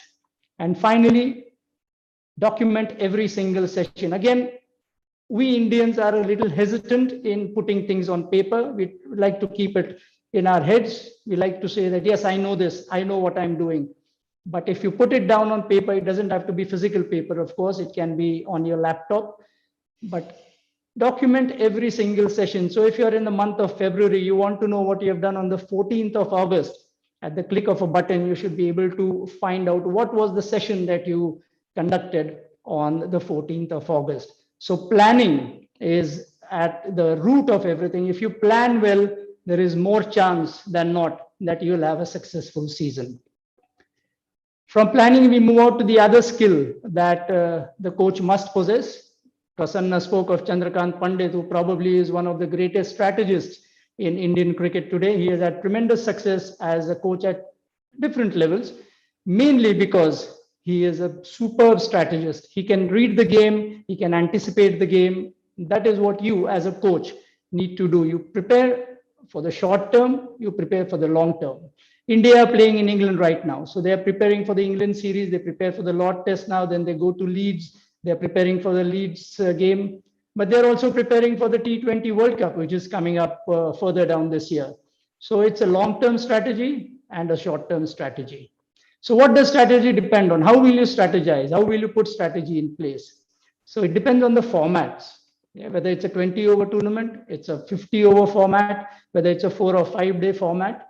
According to that, you will decide on what your strategy is going to be, what your personnel are going to be, how you're going to approach that particular game. Yeah, it depends on the venues. India are playing at Lords right now. Lords famously has a slope which affects the strategy that you're going to put in place. You come to the Wankhede Stadium in Mumbai, the conditions at the Wankhede Stadium, where in the morning there's movement, and in the latter half, in the afternoon, again, the breeze comes in from the sea, where there's movement, so the ball moves around. So all these things you have to bear in mind when you're putting a strategy in place. You go to the south of India, you play in Chennai or Bangalore, conditions are different. You go to the northeast, the conditions are completely different. It's like playing in a different country altogether. So then your strategy will change, whether to play pace bowlers, whether to play spin bowlers, how your batting strategy is going to be, whether you're going to bat first or field first, what is your strategy going to be. All these things come in depending on the venues. If you're playing in Perth, for example, you'll have a different strategy as compared to if you're playing in Abu Dhabi, which, as Prasanna said a little while ago, is a Pata wicket. So your decisions there will be different. Then you come to analysis. SWOT analysis is your strengths and weaknesses of your own team and of the opposition. What are the opportunities that are available to you? And what are the threats? What are the things that can derail you? So once you do this, SWOT analysis is extremely important because you need to know where you are. Now, unless you know what your strengths are and what your weaknesses are, you won't understand, or you won't know what to work on.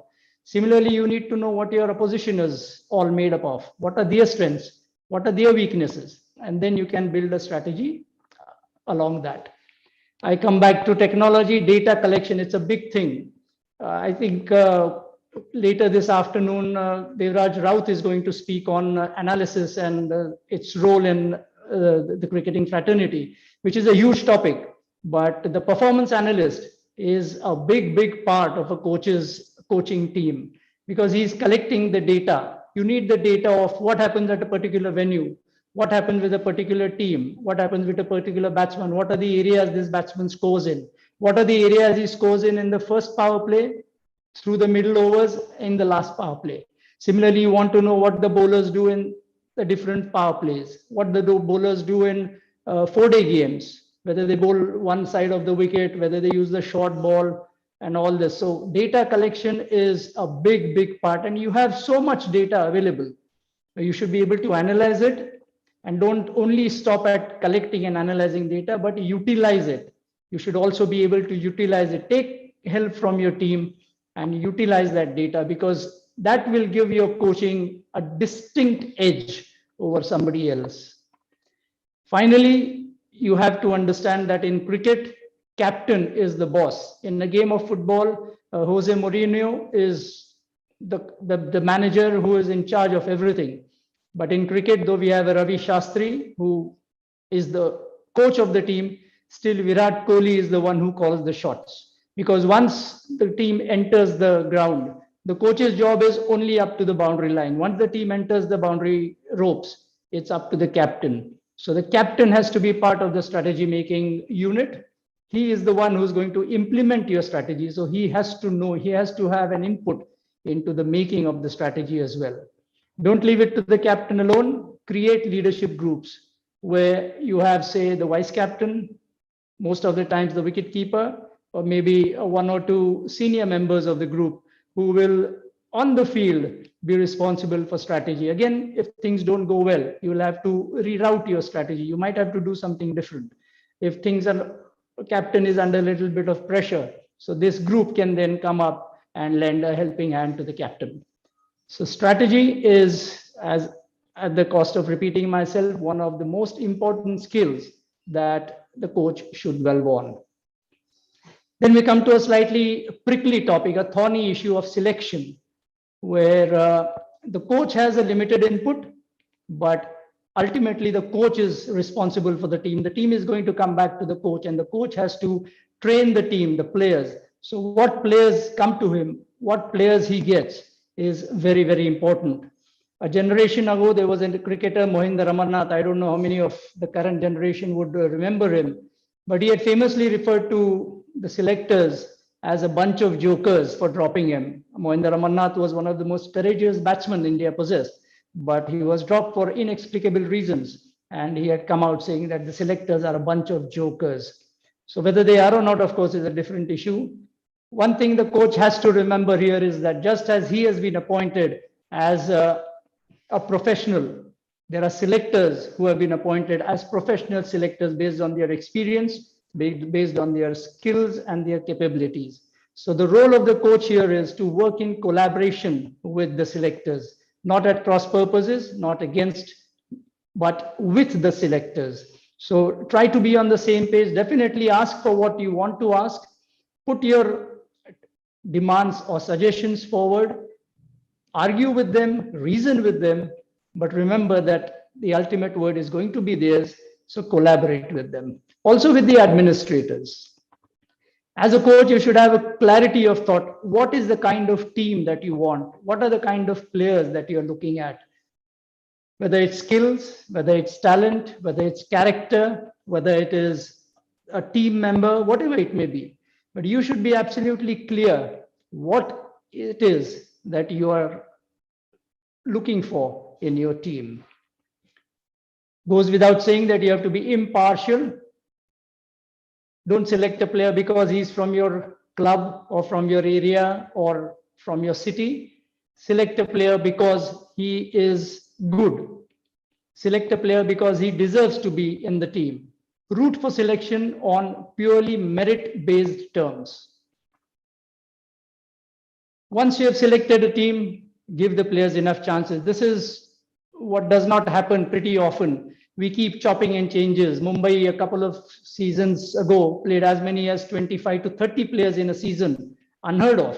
Because then the players don't know whether they're coming or going. They don't know whether they belong to the team or not.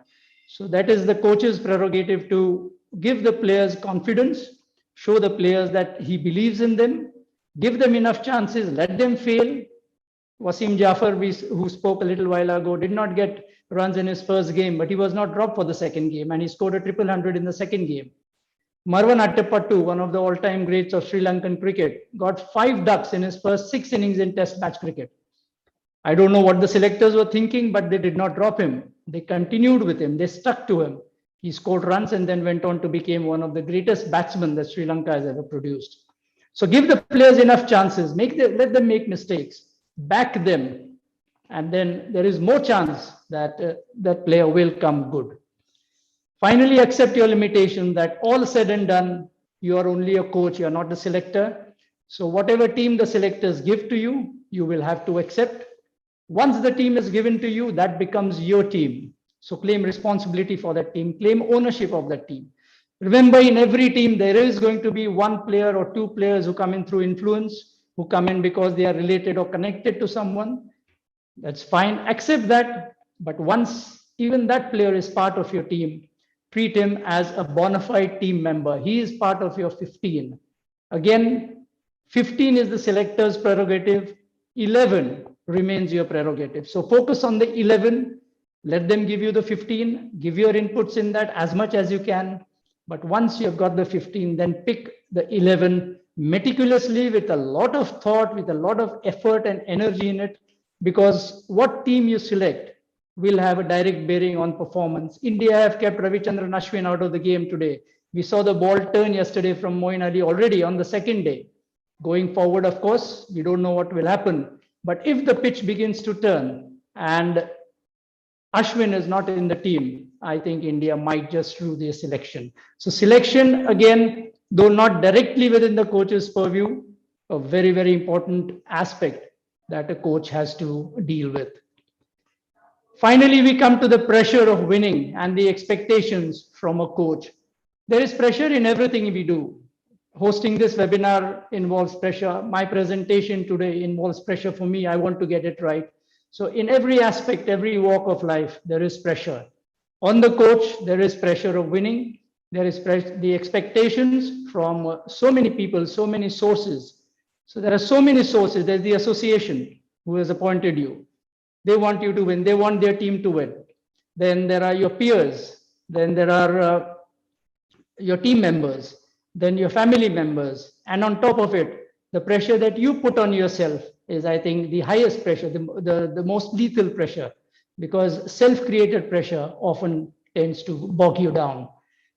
You get a very small window of opportunity. You might be appointed for just a season. So the association wants to win. You want to win. If you do not win, you might not get the assignment next year. So that pressure is on you. Reasons may be different, sources may be different, but there is pressure. And the coach who can deal with this pressure, who can handle this pressure, will come out on top. How do you deal with this pressure? Keep things in perspective. It's only a game. It's not a matter of life and death. Yeah. You play to win. Vince Lombardi, popular, famous American football coach, had said that winning is not important. Winning is everything. It's the only thing.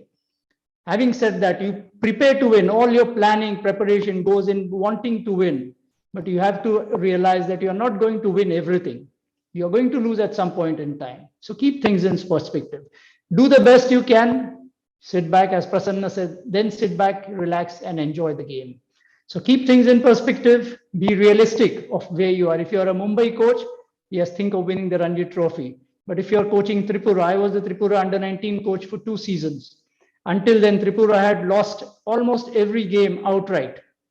So if I had gone in and said that now my goal, our goal for this season is winning the Cooch Behar Trophy, it would have been an unrealistic goal. So what we did was we set a goal saying that we are going to try and set a goal where we get 1 point out of every game. That is, not lose any game outright. We almost managed to do it. We lost the last 2 games outright, but we got 3 games without losing, out of which we won 1. So keep things realistic. Be realistic of where you are, what is the history of that team that you're coaching, and what are the expectations. Absorb and embrace the pressure. That is, pressure is going to be there. You cannot wish it away. It's not going to go away. It is there. You're going to get anxious before every game. You're going to get nervous. There are going to be butterflies in your stomach. When the game is going on, the things are not going to go according to plan every single time. You're going to lose a number of wickets in a heap. the bowling might not be working, the opposition might be on top. All these things are going to happen. You choose to bowl first and then the team puts up 500 on the board, can happen. So try to absorb the pressure, try to embrace it, try to enjoy it, because only walking through that pressure, going through that pressure, living that pressure will help you to get out on the other side. And then that becomes a part of your life, that becomes a part of your profession, and you learn to function better even under pressure. Take responsibility for all the defeats. That is one dictum that I live by. Take responsibility for every loss. It's not the player's fault, it's your fault. You have been given the responsibility of preparing this team. You have been given the responsibility of training the players, of developing them. If the team does not win, it is your responsibility. But if the team wins, give them credit. It is because they have played that the team has won. It is because you have fallen somewhere short that the team has lost. If you can maintain this credo, I think it will work very well for you going forward. And finally, be magnanimous in victory. Yeah, be humble. When you win, celebrate in a controlled way. Don't go and celebrate in the face of the opposition. They have just lost. Don't humiliate them. Don't insult them. Yes, enjoy the victory. By all means, savor the victory. But then go and offer consolations to the opposition, console them.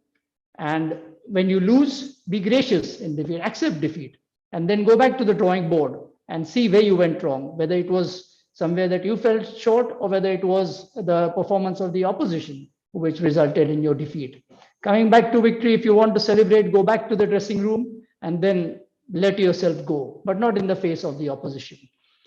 There's a very famous portrait of the Ashes a few years ago, where England won the Ashes in a nail-biting finish. And Andrew Flintoff, who was largely instrumental in England winning the Ashes, went across to an inconsolable Brett Lee, who was down on his haunches, put his arm around him and took him along. That is one of the most beautiful pictures that you can ever come across. That once again highlights the fact that cricket is, after all, a gentleman's game. So if you can be equanimous in victory and defeat, of course, that is the best thing. It is difficult to achieve, but at least be sensible when you win and be okay if you do not win. So to wrap up again, the coach plays a variety of different roles.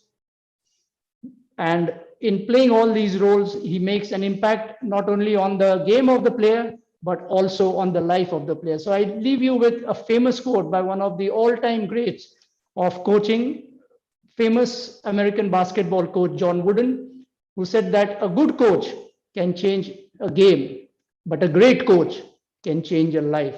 So go out to change a life. Thank you. Thank you so much, sir. Thank you so much. Words of wisdom coming from an experienced coach. So there's a question coming in, and that speaks of a very delicate subject, and that is coaching India. So this question always comes is, how important is it for the rapport building process between a coach and the captain? We have had an Australian coach coming in, no rapport with the Indian captain. There was this entire fiasco.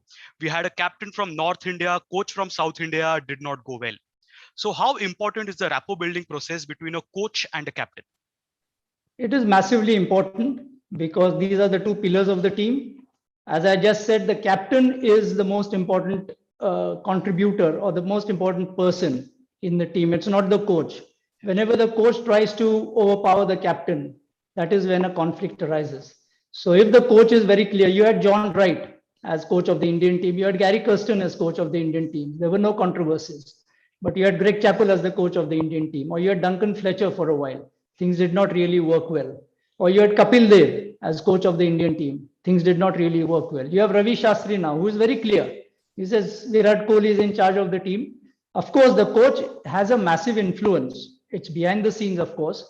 And Virat Kohli would be the first person who would say that Ravi Shastri's influence is tremendous on this Indian team. But if they can work together, then the team will always go forward. So if the coach realizes that the captain is in charge and I am his backup, I think there should be no problem. Thank you so much, sir. Thank you so much. Preeta ma'am, over to you.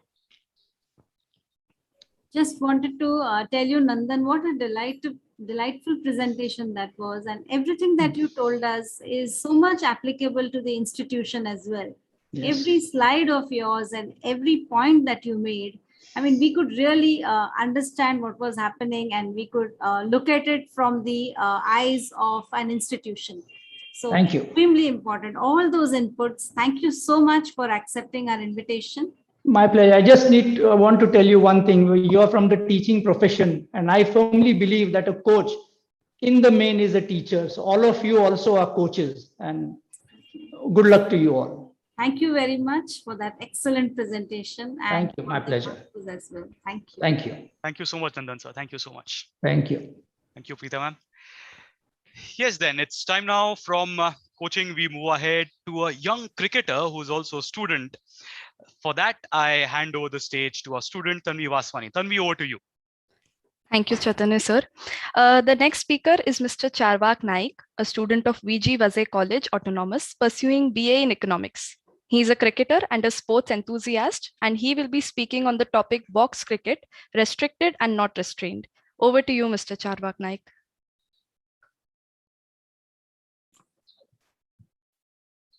Thank you so much, Tanvi, for such a wonderful introduction. And I must thank Preeta ma'am and the Vaze College for giving me such a wonderful opportunity to be sharing this virtual stage with some of the most eminent names in our great sport.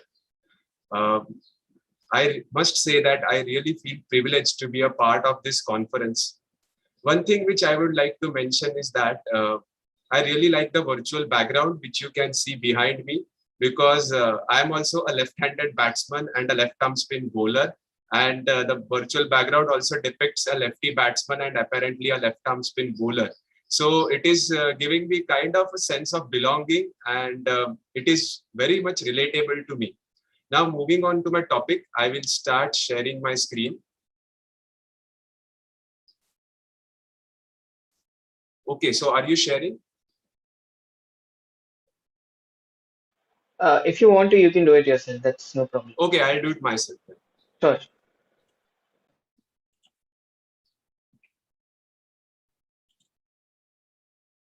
Is my screen visible?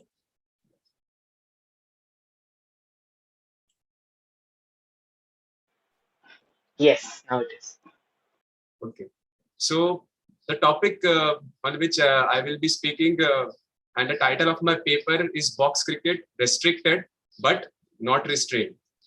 So before I start with my topic, I would like to clarify a few terms which I have separated just for the purpose of this research. So some of these terms have kind of overlapping definitions, but for the sake of convenience, I have defined them very clearly. So box cricket is a restricted form of cricket in which a batsman is not allowed to hit big aerial shots. And it is often played in small congested spaces or in small grounds, gullies, streets, etc. The second definition is open cricket. In open cricket, a batsman is allowed to hit big aerial shots freely. There are no restrictions as such on hitting big aerial shots. And it is often played in large open spaces, grounds, and stadiums. The kind of professional cricket which we see on TV comes under the umbrella term of open cricket.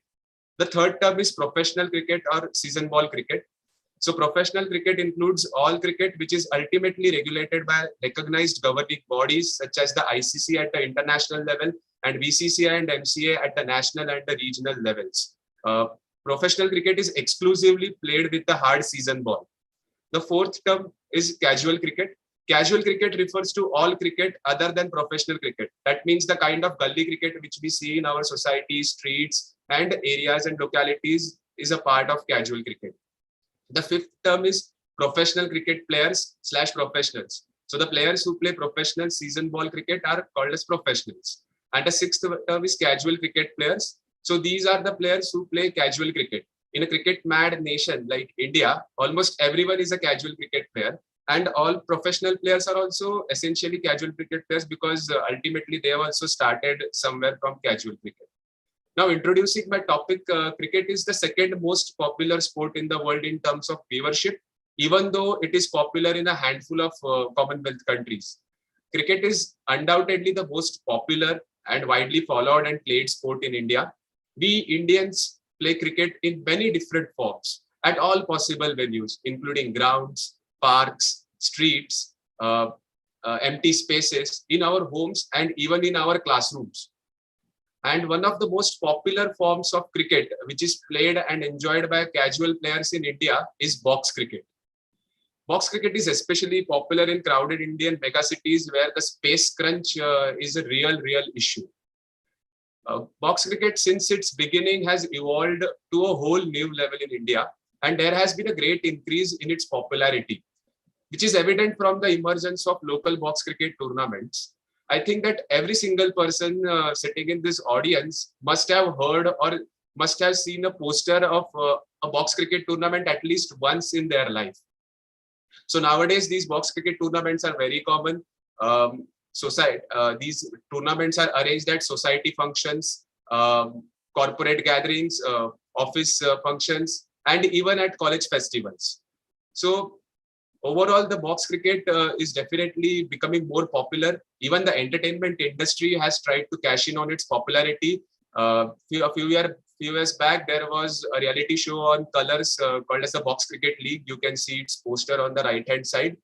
So these factors are telling us that it is becoming more and more popular, and the kind of monetary value that is associated with box cricket is also increasing, because if you see the local box cricket tournaments, there the cash prizes are often quite lucrative, and there is no data as such available. But I think if we calculate the entire size of this unorganized kind of box cricket industry, it would be worth at least a few hundred crores in India.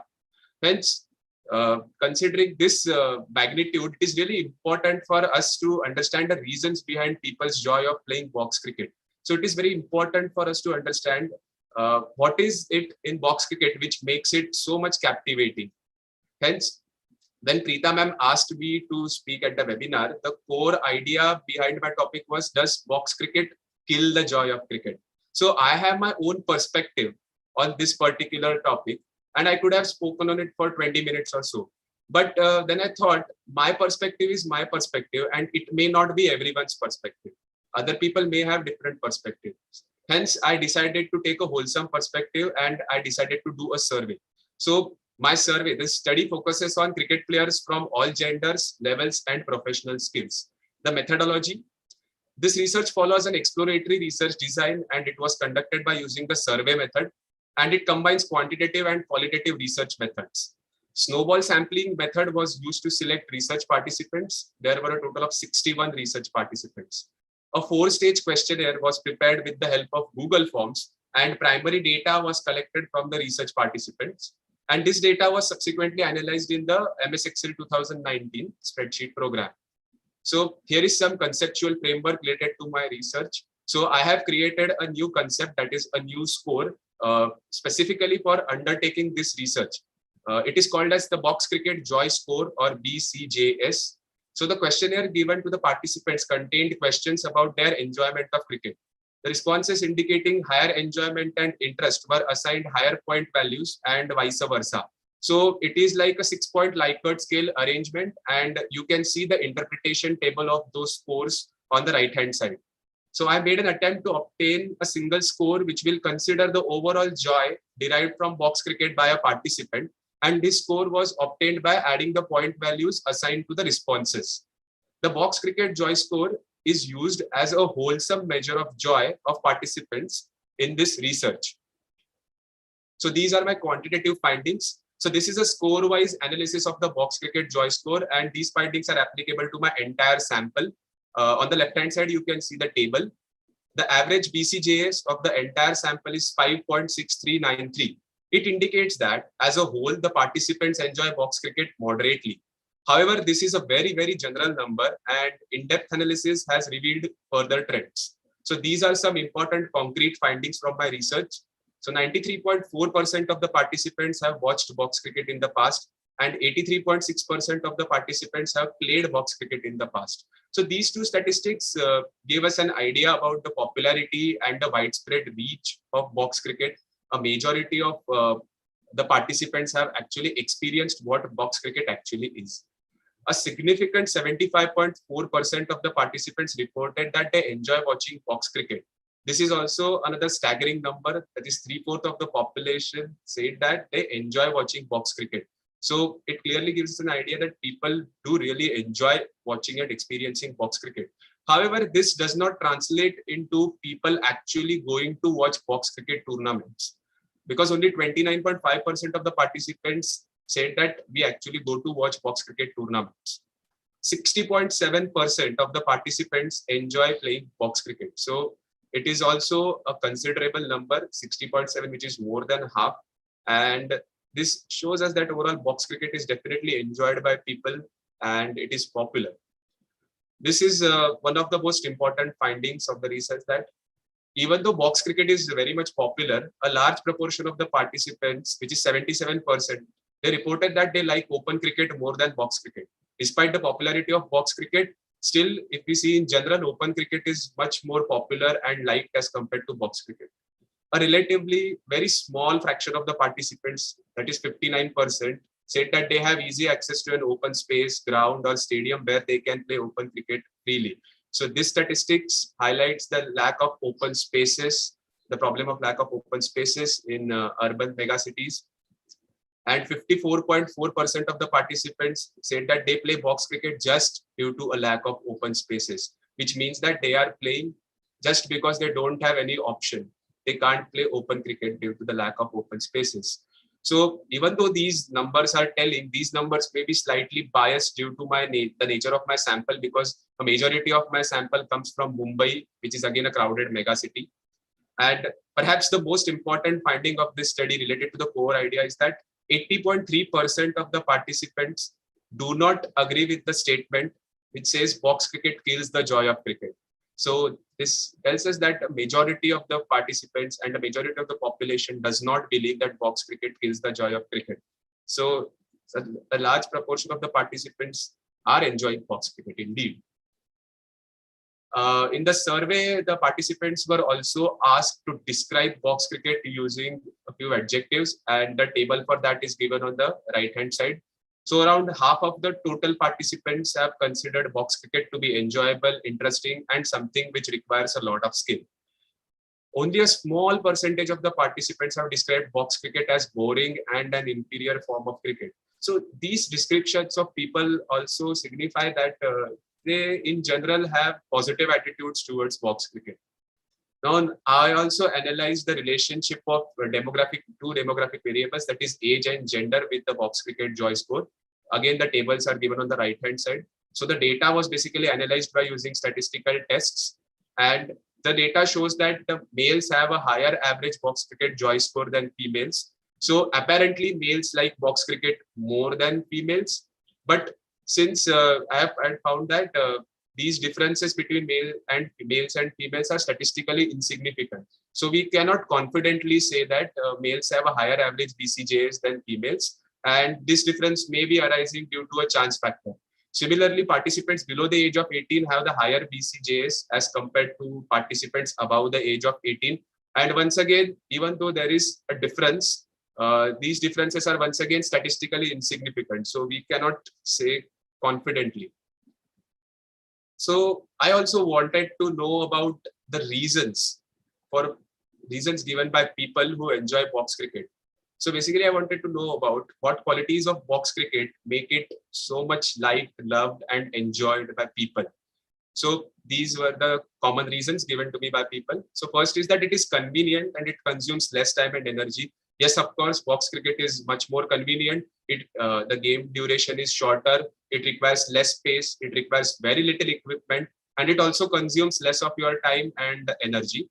Another interesting factor mentioned by a few people was that there is a parity between batters and bowlers.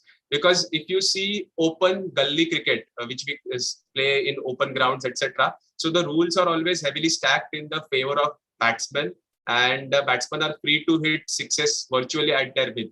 But in box cricket, the batsmen have to show a lot of restraint They have to play according to the small ground size. Plus, there are many rules such as one tip out, due to which the batsman can get out easily. So, and the matches are also low scoring due to these rules. So overall, there is a parity between batters and bowlers. Another interesting point mentioned by people is that it requires technical expertise. Yes, because box cricket requires a completely different kind of skill set as compared to open cricket. So, for example, there is a shot called as tap shot where you just hit the ball hard into the ground and you expect it to go over the fielders for four, bouncing once on the surface before it crosses the boundary. So, this particular shot would be useless if it is played in open cricket. But in terms of box cricket, it is an absolute asset. So clearly, box cricket requires a different kind of technical expertise, and it is also tactical in nature because again the games are short in duration, and the games involve a lot of tactics. Another important point mentioned by someone was that it involves people from all sections of the society, genders, and ages. So, for example, if there is somebody who is not physically fit enough, or there is somebody who may not have enough time to play open cricket, or some girls who can play box cricket in their locality. So box cricket is inclusive in its nature, and people from all sections of the society do enjoy it. Some more reasons given by participants so that it is faster and more intense than open cricket. Yes, because the arena is also very small, and the match duration is also small. Hence, the overall pace of the game is much faster in box cricket matches as compared to open cricket matches. So it is faster and more intense. And due to the same reasons, it requires a player to be very attentive with a great presence of mind, because the batters, the bowlers, and fielders are all standing in very close proximity to one another, and things happen very, very quickly in box cricket. Another reason is that rules in box cricket can be modified according to the context. So depending on the type of area which is available to you, depending on the type of ground, depending on the potential hazard such as hitting a person or let us say hitting a window, the rules in box cricket can be modified according to context. For example, if you directly hit a scooter, then it is given as out. And some participants mentioned that the emotion and the sheer atmosphere of box cricket makes it so attractive. It has a different vibe of its own, just like open cricket has. The sledging done by the fielders, the close catchers standing around the bat, the tense, low-scoring run chases, which are typical of box cricket, and the tight matches are extremely enjoyed by the players. So these are the reasons given by participants who said that we enjoy playing open cricket. So basically, open cricket is played in free, unrestricted places where you can easily hit big aerial shots. So the freedom aspect of the open cricket is the one which makes it more popular than box cricket. And it requires more technical skill to play open cricket. I would slightly modify this statement by saying that it requires a wider range of technical skills to play open cricket. And of course, open cricket is physically more challenging and it requires more endurance because we play on large grounds. The fielders have to run a lot. The batsmen also have to run long between the wickets. The fielders have to fetch the ball. You have to stay in the sweltering heat for hours at a time. Hence, it is obviously more challenging physically. And again, the last point, the adrenaline rush of open cricket also is related to the atmosphere of the vibe of open cricket. So let us understand, why do people hate or dislike playing box cricket? So there are three main reasons. So first reason is that box cricket is often played in small, congested places and there is no freedom to hit big sixes. So the restrictive aspect of box cricket makes it, dislike. So makes some people dislike it. And second reason is that complex rules are involved in it. As I said, the rules are often modified according to the context. And many a times when a newcomer goes to a new place to play box cricket, it is often difficult for the newcomer to adjust and adapt to these new rules. Even if that player is a professional expert, it would be still difficult for that player. And another interesting point which was mentioned by a few females in the sample is that everyone does not get an equal opportunity to play due to limited number of overs. So the boys always go first to the batting and we do not get enough balls to play. This doesn't happen in open cricket because the matches are generally longer. So it again is related to yesterday's Snehal ma'am's session on is cricket a gendered sport? So we need to think about that. So coming to the conclusion of my presentation, I would like to say that on an average, people enjoy box cricket moderately, and a significant majority of the participants have watched and played box cricket in the past. The proportion of participants who actually go to watch box cricket tournaments is fairly less, however. And a sizable majority of participants do enjoy playing box cricket. Open cricket is a comparatively very popular and a more enjoyed form of cricket than box cricket. Lack of open spaces for playing is a serious problem, especially in large Indian cities. People find box cricket to be interesting, enjoyable, and as something which requires a lot of skills. Males enjoy box cricket more than females. However, we cannot say this with full confidence. And similarly, younger participants enjoy box cricket more than older participants. And once again, we cannot say this with full confidence. So these are like tentative conclusions. People mainly enjoy box cricket because it is convenient, less time, space, energy consuming. It is fast paced, flexible, tactical, inclusive, fair, and it has a great atmosphere. People mainly enjoy open cricket because it is unrestricted, free, it requires more skills, it is physically challenging and thrilling. Box cricket is disliked by people because it is restricted, it has complex rules and a less amount of game time. And a majority of participants believe that box cricket does not kill the joy of cricket. So this was the core idea of my presentation, that does box cricket kill the joy of cricket? So through my research, the notion that box cricket kills the joy of cricket is proven to be largely false. It is not true. And I would say that box cricket has a great scope for commercial expansion in our country. We have seen in my study that box cricket is really, really popular and many people are aware of it. And there is a lot of scope for sponsorships, branding, PR, and event management as well. We can even possibly have a professional cricket league of box cricket, just like the IPL, because it is so much popular.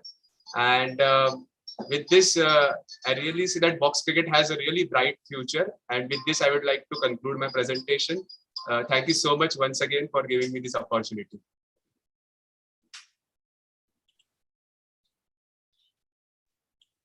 Thank you so much, Mr. Naik. It was an amazing, it was your research, your details, everything was so precise, and it was such a joy to listen to you. You talked about your wholesome perspective, and you talked about the joy scores and all, and I'm sure now the entire audience has their joy score at a very high level after listening to you. So thank you so much. I would like to ask Chaitanya sir if there are any questions. Oh, absolutely. Charvak, you are bang on. And starting with the left-hander thing, it's always brilliant. The reason we have left-handers over here is because, as they say in cricket, the left-handers are always graceful. So we wanted the left-handers on our poster as well to make it look even more graceful. And then we talk about box cricket, we talk about tennis ball cricket, and your research, your topic was so bang on, because it's not only for you enjoying it, but we have also had international cricketers who have started their journey at box and tennis cricket. Yes. We talk of MS Dhoni with the helicopter shot, or right now we talk of Surya Kumar Yadav, which is famous Katori shots, because in our box we have ki yahan jayega to out, yahan jayega to 4 run. So they develop the knack of picking up the gaps, and that is what is the contribution of box cricket. The first cricket that we ever play is always box cricket or tennis ball. Yes, exactly. Brilliant, Charvak. Had a brilliant time listening to you. Thank you so much, Chaitanya sir. Great. Thank you. Over to you, Tanvi. I'm sure now we see box cricket everybody sees box cricket in a new light. So now I'll ask Nidhi to take over and introduce our new speaker. Yes, thank you, Tanvi. Our next speaker is a faculty member of our very own Vaze College. She is the head of Department of Psychology and coordinator of IQAC at Vaze College. She is responsible for supervising, teaching, evaluation, and organizing curricular and co-curricular activities of the Department of Psychology. As a coordinator of IQAC, she organizes training sessions and programs for the improvement and sustenance of the academic and administrative development of the institution. She is the head of the counseling cell of Vaze College, and in this capacity, she addresses academic, interpersonal, and psychosocial concerns of the students. She is also the chairperson of the BOS of Department of Psychology and one of the members of the Academic Council and governing body of Vaze College. With this, I would like to welcome Dr. Neeta Mehta. Thank you, Nidhi. Good afternoon. It's exactly 12 o'clock. Thank you so much, Department of History, for giving me this opportunity. I request Mithil to begin the sharing of the slides. Yeah. My topic is toils, struggles, and broken dreams, an inquiry into players' psyche. First slide. Enjoy the game. Chase your dreams. Dreams do come true, says Bharat Ratna Sachin Tendulkar. Never give up. Just absolutely never give up, says Shane Warne. These are the messages from the legends of cricket. Yet the reality is painted in the article of Roshan Tyagarajan, where he says, statistically, cricketers fail more than they succeed. Here I am to tell you the stories of those who had to stop chasing their dreams and who had to give up. Yet, these are the stories of success. These are the stories of seeing another dream, going through another struggle, facing new challenges, and making a place for oneself in the field of life. These are the stories of psychological hardiness and resilience. Next slide. My sample involved 8 individuals within the age range of 51 to 68 and 2 individuals who are young, 28 and 29 years, who all played professional cricket up to the level of Ranji Trophy or at the university. Before we talk about the broken dream, let's see the stakes and odds against which these players were operating. Next slide. Like any other sports, cricket demands huge amount of practice, training, and discipline to maintain the day's schedule. Unlike other sports, however, cricket is a time-consuming game. It takes away whole day and at times without one touching one's bat or ball. The efforts to give shape to one's dream to be a professional cricketer starts with an extremely challenging schedule for these participants. It started with a very challenging schedule for these participants. This schedule started early in the morning and ended at night with almost no rest any day. Morning practice, late afternoon practice, school, college in between, matches on Saturdays or Sundays, kept all the these cricket lovers, busy the whole day. Moreover, the cricket also asked for great amount of traveling from one end of the city to the other to be at the right place at the right time. In the words of P4, participant 4, describing the kind of efforts he put in, there was an element of madness. Do anything and everything just to make sure that you are there where you intend to be. Participant 5 says, 7 years I gave everything to cricket. I gave 125%. I wanted nothing more than to play for the country. Efforts were not just the physical efforts. The participants too talked about mental efforts, overcoming disappointment of not getting wickets or catches getting dropped from the team, not getting selected, how to recoup yourself mentally and come back the next day and say, okay, they did not select me this time, but I will perform better and I'll see that they select me next. These participants had to put in these physical and mental efforts many years, ranging from 7 years to 15 years total, with one participant putting 3 years before he had to stop playing professional cricket due to spinal injury. Still, the passion for the game was so intense among these participants that they did not make a big deal out of these efforts. Those days, none of this was considered hard work because I loved the game so much. I was driven by my ambition to play for the country. I enjoyed working hard. Whereas others felt the efforts were not systematic as the guidance was missing. We put a lot of efforts as per our understanding, but now we realize that they were not sufficient. No proper coaching or coach. We used to just listen to people here and there. Practice sessions used to be there, but nothing for the fitness as such. We understand what errors we made. Efforts were also with respect to finding right school or college so that one is in the right company and at the happening places to get the right exposure. Next slide. Struggles and challenges that these participants faced were of varied kind. Financial challenges were mentioned by all except one young participant. It was narrated as a main push factor away from the cricket. India was a shortage economy. In that shortage economy, you had to think, what will you do for living?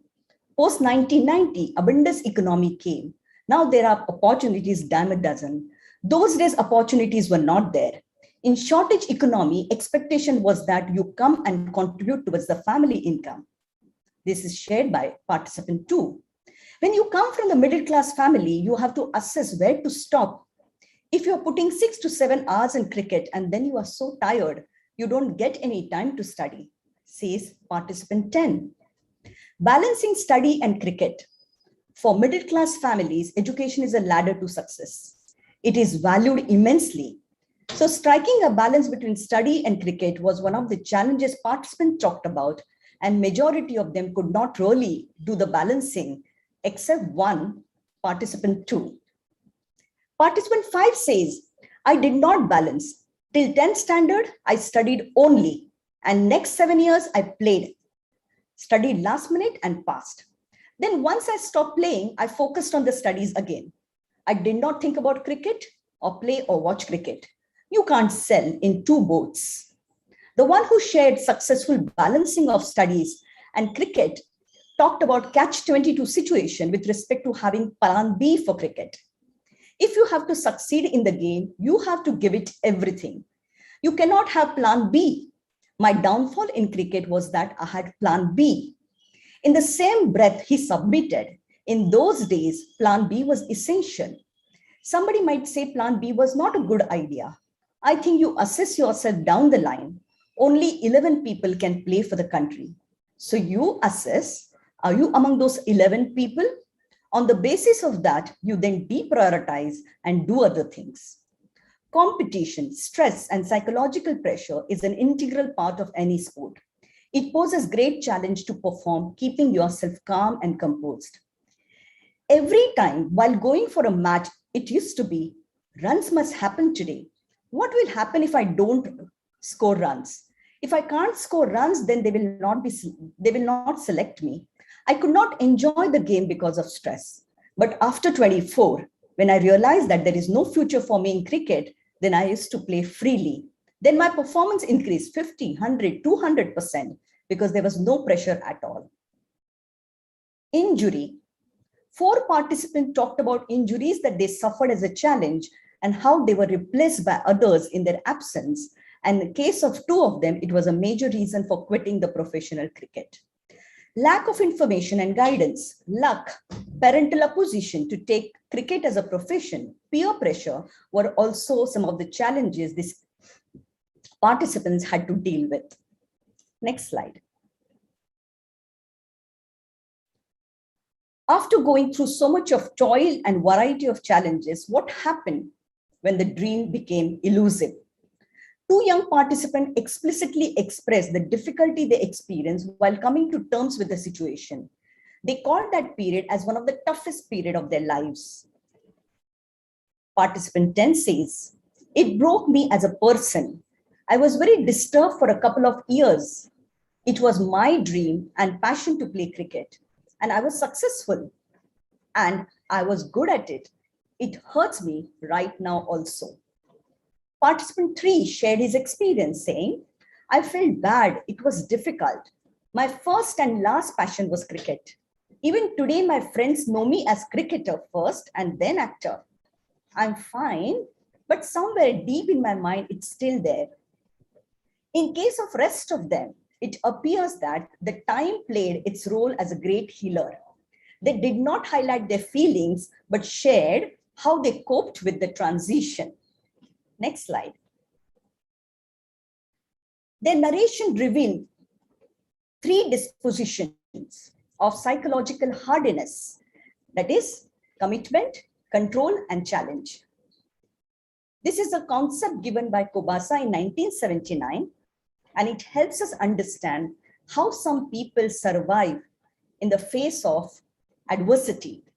The commitment disposition is a tendency to involve oneself in activities in life and maintain genuine interest and curiosity about the surrounding world.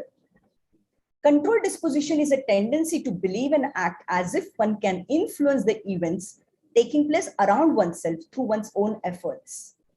The challenge disposition was the belief that change is a normal mode of life and involves motivating opportunities for personal growth. Next slide. The most important way of coping, which was revealed in the interviews of the participant, was reality check, assessment of environmental and situational factors. others' plays were better. And also accurate self-assessment. I'm not good enough. My luck was not with me. I wish to grow and not stagnate even in the field of cricket. Alternatives available related to cricket are not my liking. P5 says I had to be realistic with myself. I said no point chasing the dream. Then you are too old to study, too old to play either. The only reason I stopped playing because I was not good enough. I have to be honest with myself and with you. P1 says, I got to know that I had to draw lines somewhere. I accepted that I cannot play now anymore at a senior level, a big cricket. So I accepted, gracefully accepted, and then shifted. I knew that there are better cricketers than me. They are doing well. P2 says, I think I was fortunate to have that balanced mind. Sachin was selected for Bombay team. Writing was on the wall. I read the writing pretty early and decided to do something else. These participants could appropriately discern what was under their control and what was not under their control. By accepting that they were given their best and can't do anything beyond, they showed an adaptive external locus of control too that helped them respond appropriately to their life situation. Not having options helped participant 5. The best thing in life is not to have any options. I didn't have any option. When my cricket stopped, my father was in service. He was 1 year from retirement. I had to make my life on my own. I had to study. I did not have business to take over. I had no option but to study and get into good college. Not having option can lead to hopelessness too. However, despite not having options, the participant showed a psychological flexibility that prevented him from getting fixated on the cricket dream. Remaining connected with cricket was the coping for 3 participants who remained involved in cricket as an amateur player, selector, by building academy, counseling and training the young ones. Remaining connected to cricket is indirect way of reflecting the same mental agility and psychological flexibility that we just now talked about. Sense of gratitude to having gotten to learn so much seemed to have helped P5 to count his blessings. I played for Bombay. I was fortunate to play for Bombay. I consider that as my greatest achievement. I should be grateful that I played with great players. I was very lucky to get breaks I got. I look back with a lot of gratitude. Shifting his base helped P10. He moved to Pune from MP, got to see global culture in Pune, got engaged to making his identity there, shifted his anxiety of not playing cricket to whatever next that he decided to take. Reading inspirational book written by someone who quit cricket helped P7 to get clarity in thinking. Guidance from the mentor helped P3. I gave my 100% to acting. My mentor said, nobody has forced you to do it. You liked it and therefore you're doing it. Then do it from the bottom of your heart. Next slide. The most important and the significant insight from the study is that the role of cricket that all participant highlighted in coping with their life without cricket. Rather, there was not a sense of failure at all that any of them talked about, but only lessons learned and life skills inculcated.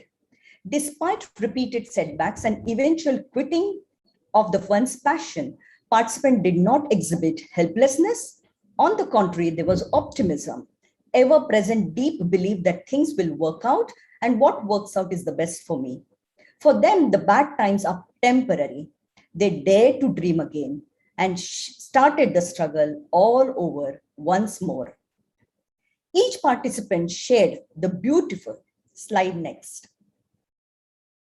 Each participant shared the beautiful transfer of training that they experienced from cricket to new arena. All the latent and tacit learning and knowledge were carried forward to be used to succeed. P2 says, to that extent, cricket gives you simulation of what happens in life, knowingly and unknowingly, that helps to build yourself and build your thinking about what you want to do and what life has for you. In the words of P5, whatever I learned in cricket, I did not learn it in any classroom or boardroom. Cricket has been the best university I have been to. They summarize as, what I am today is because of cricket only. Many participants express their feeling with respect to their broken dream in cricket terminology. You should fight till the last ball.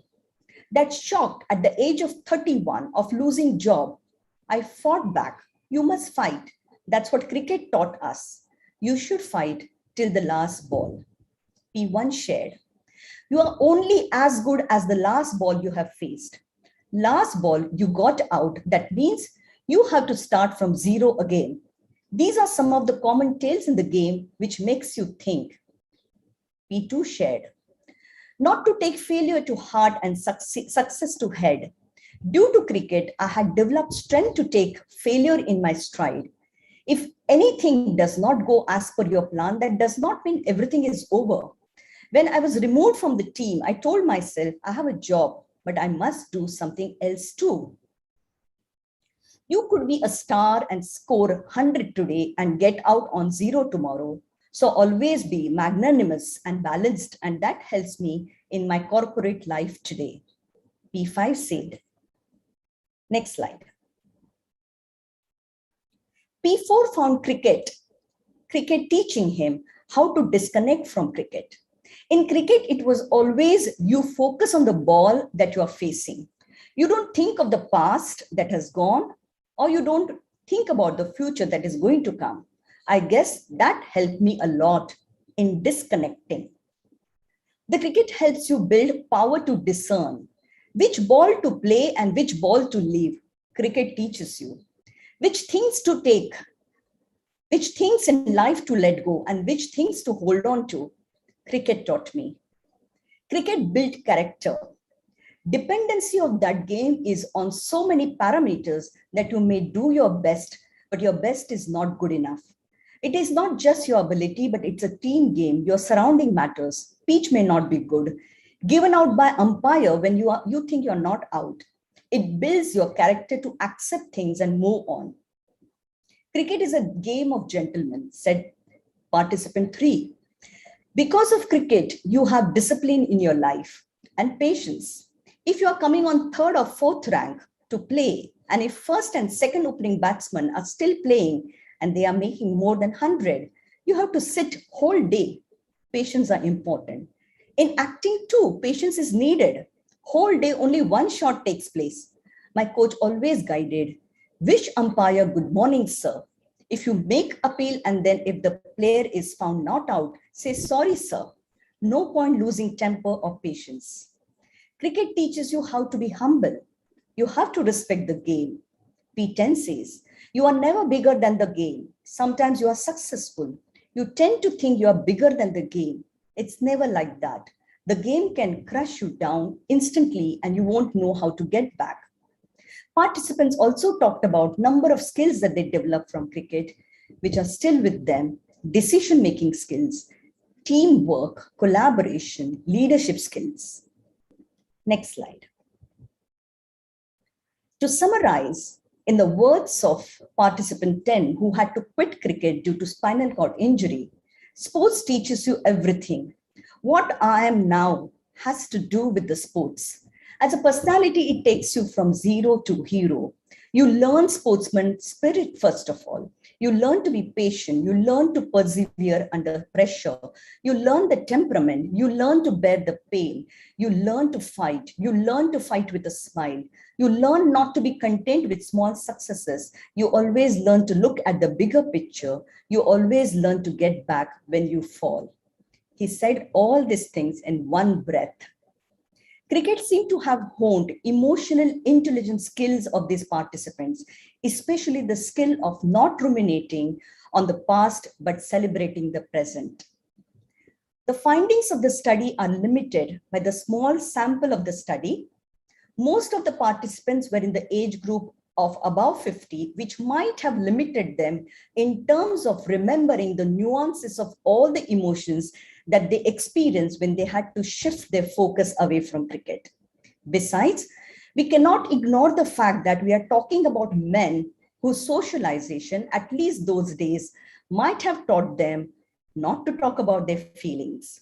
To that extent, the participants' sharing was more about how they adapted and moved on rather than what they felt and how they suffered, if at all they suffered. Nonetheless, the finding demonstrated that, next slide, life is full of frustration and challenges, but eventually you find the hairstyle that you want. Thank you so much. Thank you so much, Neeta ma'am. Your research was very well crafted, especially when it comes to understanding and addressing the psyche of a cricketer. I would like to ask Preeta ma'am to address Neeta ma'am. Thank you, Neeta, for that very, very different paper, which brought about a totally different emotion from, talking about commentary and coaching. This was a totally different kind of an angle. So I have been always thinking of, doing a study of those UPSC aspirants who, don't conquer there, and then what happens to them. But the hiccup has always been, A, how do I locate them? B, how do I go about with questioning them? So these are hiccups which have always come in the way.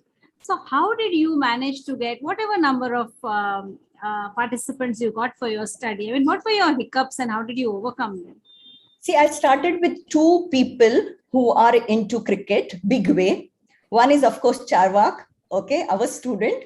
So he helped me get two of the participants, and I know another person, okay, who helped me to get other participants. And once I went to those participants, there was a snowball sampling. I asked them whether they knew anyone, and they guided me to more individuals. But because of paucity of time, and besides that, the nature of investigation that I had taken up, which was qualitative, okay, I had to limit my sample.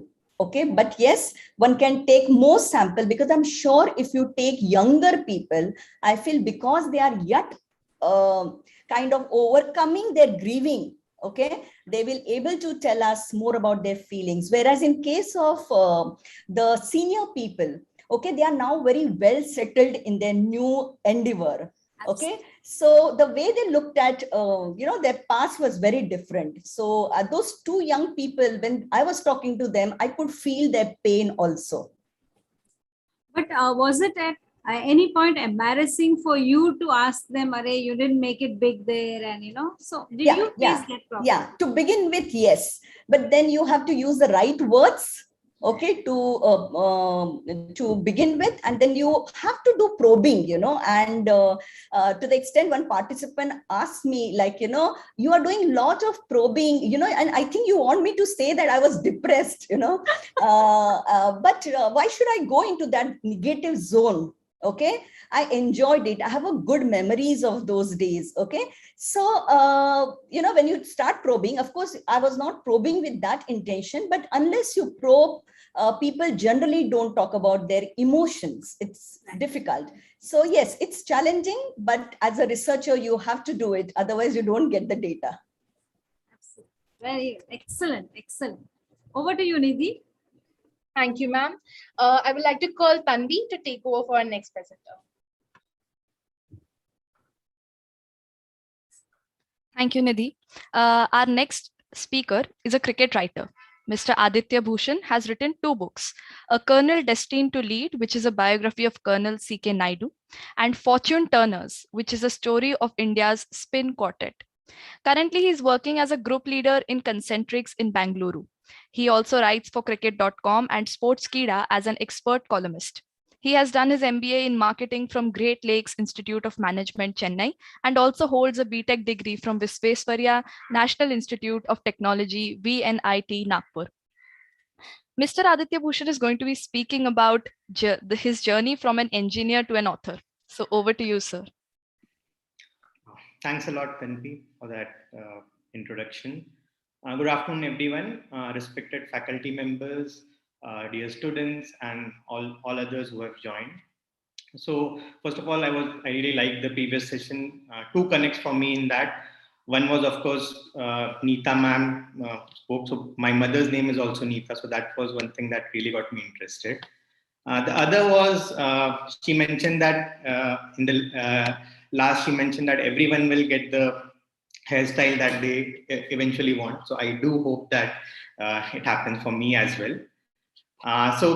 With that, I'll just start my presentation. Just give me a minute.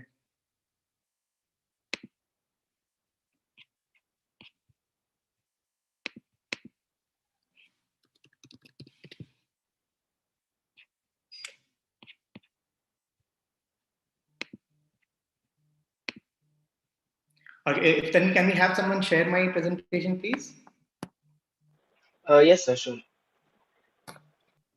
Mithil? Yes, ma'am. Yes, yes. Okay, thanks a lot. So as Tanvi mentioned, I'll be talking about my journey from an engineer. Let's go to the previous one, please. My journey from an engineer to an author. So it was very clear to me that I had not done something that is worth writing about. So I thought, why not give it a shot and write something which hopefully people may find worth reading. And that's what I thought about when I embarked on this journey of writing. So to begin with, if you can go to the next slide, please. So to begin with, I was like any other kid in the 90s in India. I used to eat cricket, sleep cricket. That was my motto. It was so much so that many of my neighbors were really agitated at me. And one of them actually was my Hindi teacher. And I remember once she called me after the class and asked me, बेटा तुम दिन में 2 से 4 cricket मत खेलना घर पे. Of course, coming from my Hindi teacher, I had no option, and I said, okay, fine, I will not play because that's her sleeping time. But that's how crazy I was about cricket. And in those days, whenever matches used to happen, and Indian team wasn't as strong as what it is today. So India used to lose many matches as well. We used to watch the match at home, and many times when India was losing the match, or typically in the 90s, how the scene was, if Sachin is out, India is not going to win the match. And my father used to switch off the TV. And I had to plead with him that please allow me to watch the game, and which I managed to do successfully on most of the occasions. Post that, sometime maybe say around 9th or 10th standard, I decided to do engineering. Now, I still don't know why I decided to do engineering, and me and my father often have these discussions about engineering where he still calls me an accidental engineer, which by the way, I think I am. Aditya, can I just interrupt? Yeah. Can you switch off the background because, that is not putting proper light on your face. Sure.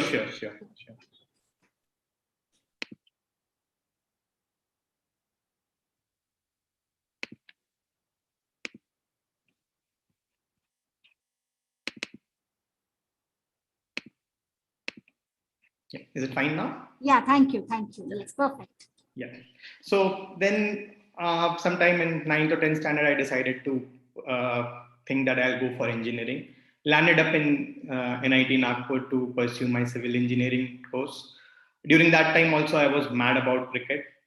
I used to, although I was never a very good player, I couldn't even make it to my school cricket team. So I was just probably, how Charvak mentioned, I was probably good or average at box cricket, I would say. And then 4 years passed away in engineering. And then like about 75 to, I was reading a stat that 75 to 80% of engineers end up doing MBA. So I was no different. I also ended up doing MBA. I did some job for a couple of few years and did my MBA from Great Lakes Institute, Chennai. And that's where actually this interest for writing maybe came crept up inside me. I mean, the initial few months, initial terms were very hectic, and there were a lot of tests and presentations happening. But after the placement was done, there was still about 3-4 months to go for the course to get over, and I did have a lot of free time. So I started blogging. And if you can go to the next slide, please. So I started blogging, which was essentially to just pass my free time. Then one of my friend mentioned to me that there is a website called as Sportskida. Why don't you try and write for it? So the first question that came in means, why is someone going to publish something that I write? I write it just on my personal blog, on my personal experiences, which my friends, my family, they might be interested in knowing. But if first of all, I'm not an expert on cricket. So why will someone read my article? So, but he still convinced me that give it a shot. So I decided that fine, I'll submitted my article. I figured out what's the way to submit an article on Sportskida. And I submitted my article. The first article was on Saurav Ganguly. I'm a huge Saurav Ganguly fan I am. And I wrote something about him. I think that was the time he was getting retired, or he had just retired. And then I waited for a couple of days. Nothing, no response came from the publishing, from the editors. And I forgot about it. I thought, fine, it's okay. I had just given it a shot and no one is going to publish it. But then I think the same day I got a mail that your article has been published. And I was so thrilled. It was not any, it had been published as a book or something, but even for me to have my article on a website was a big thing. I was thrilled. And so that's how the freelance writing journey started, where slowly I started writing more and more articles. It gave me more confidence. In the initial days, the editors would come back with certain comments and they would ask me to change certain things. But gradually, I learned some of the aspects of writing, and I try to submit as much articles as possible, because anyway, I was following the game. I had an opinion on it, and I just used to share whatever opinion I had in the form of articles, which it was obviously that it did not immediately get some million views or maybe even 1,000 views, but only some of my friends and family, they would read it and provide me feedback on it. And this continued. So I was thinking that what should I do next? And if you can go to the next slide, please. So I thought, what should I do next? By the way, all this while I was working in a full-time job like I'm doing today. I was working as a consultant in Accenture during that time. And I thought that, fine, life is going on. I used to play cricket, tennis, everything was happening fine. And the writing used to happen in my free time.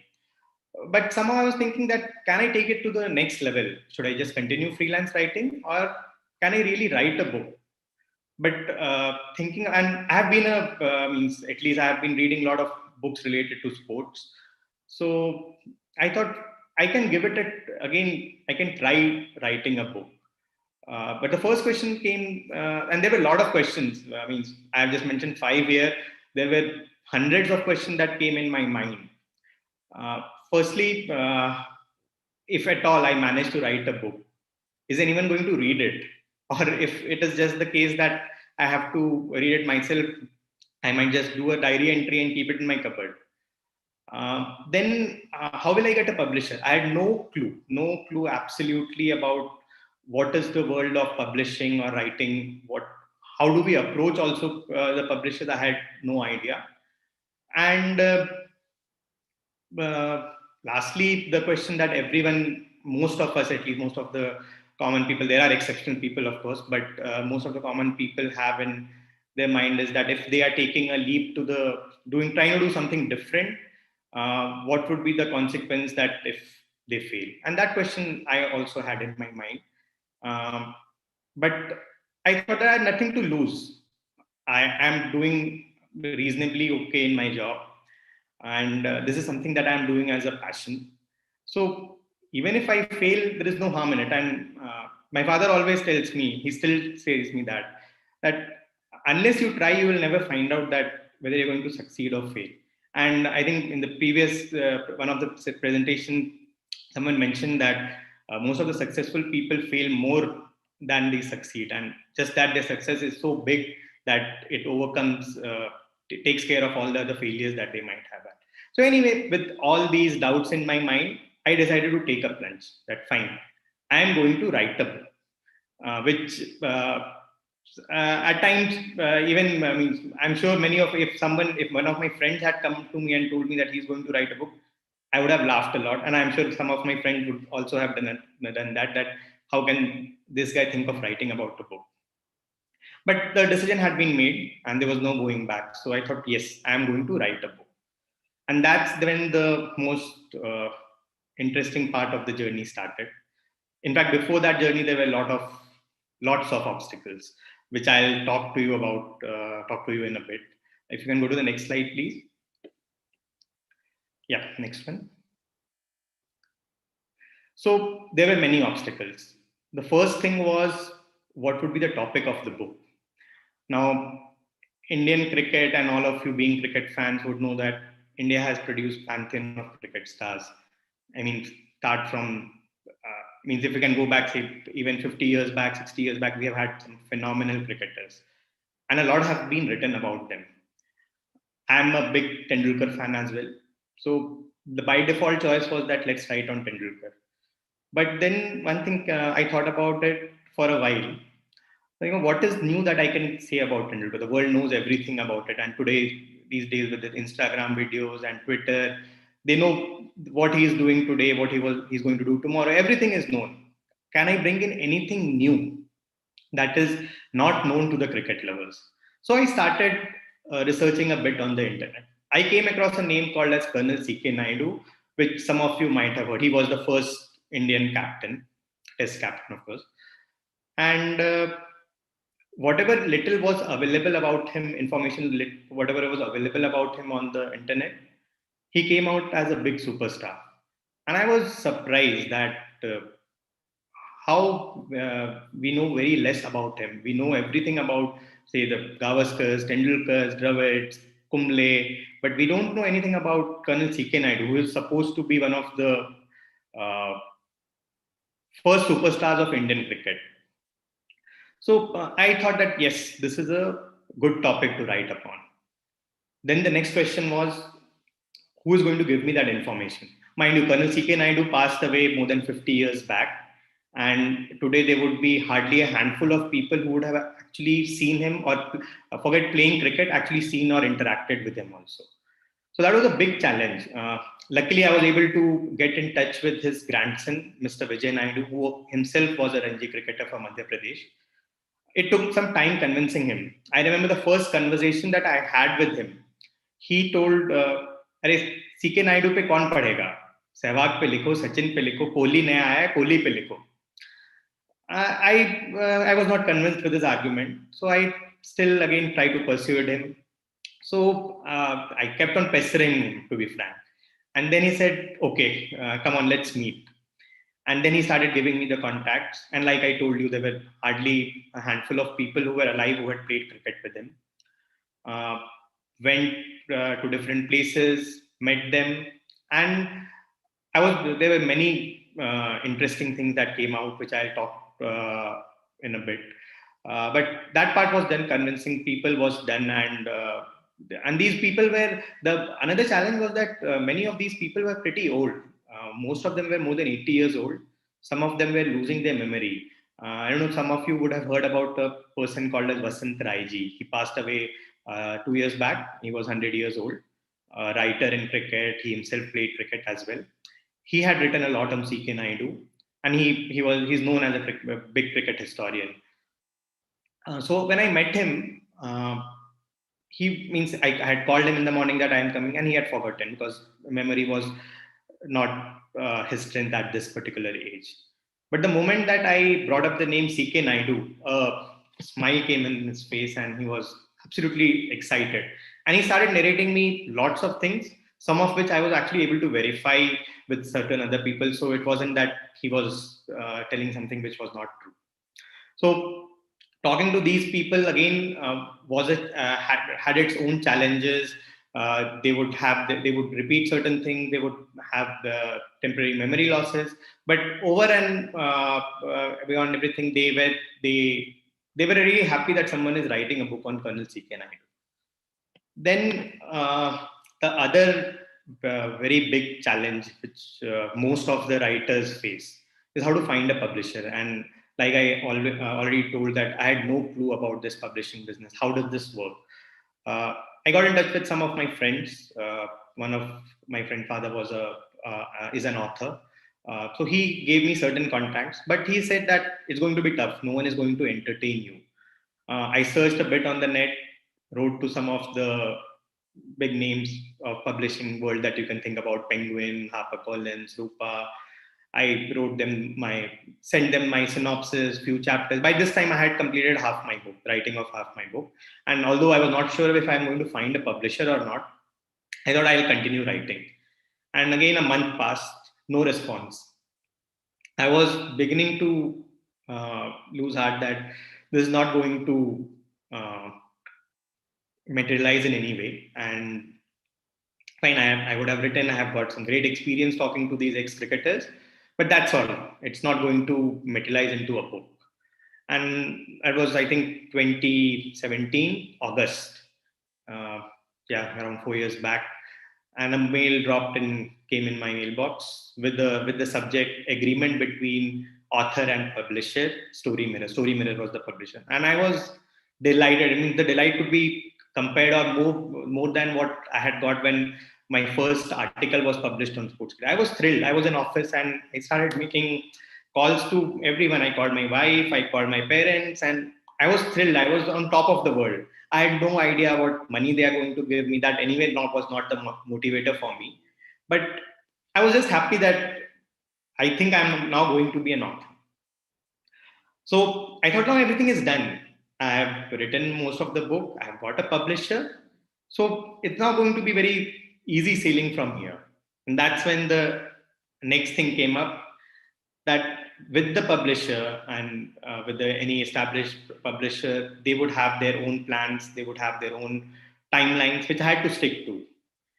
I'm working in a 9 to 5 job or 9 to 7, 8, whatever time it goes on. The only time that I had to write was probably early in the morning, late in the night, or weekend. This means sacrificing my other time, the time for going out with friends, taking my wife out, working in doing some household work, which my wife supported a lot, and everyone in the family supported me a lot with that.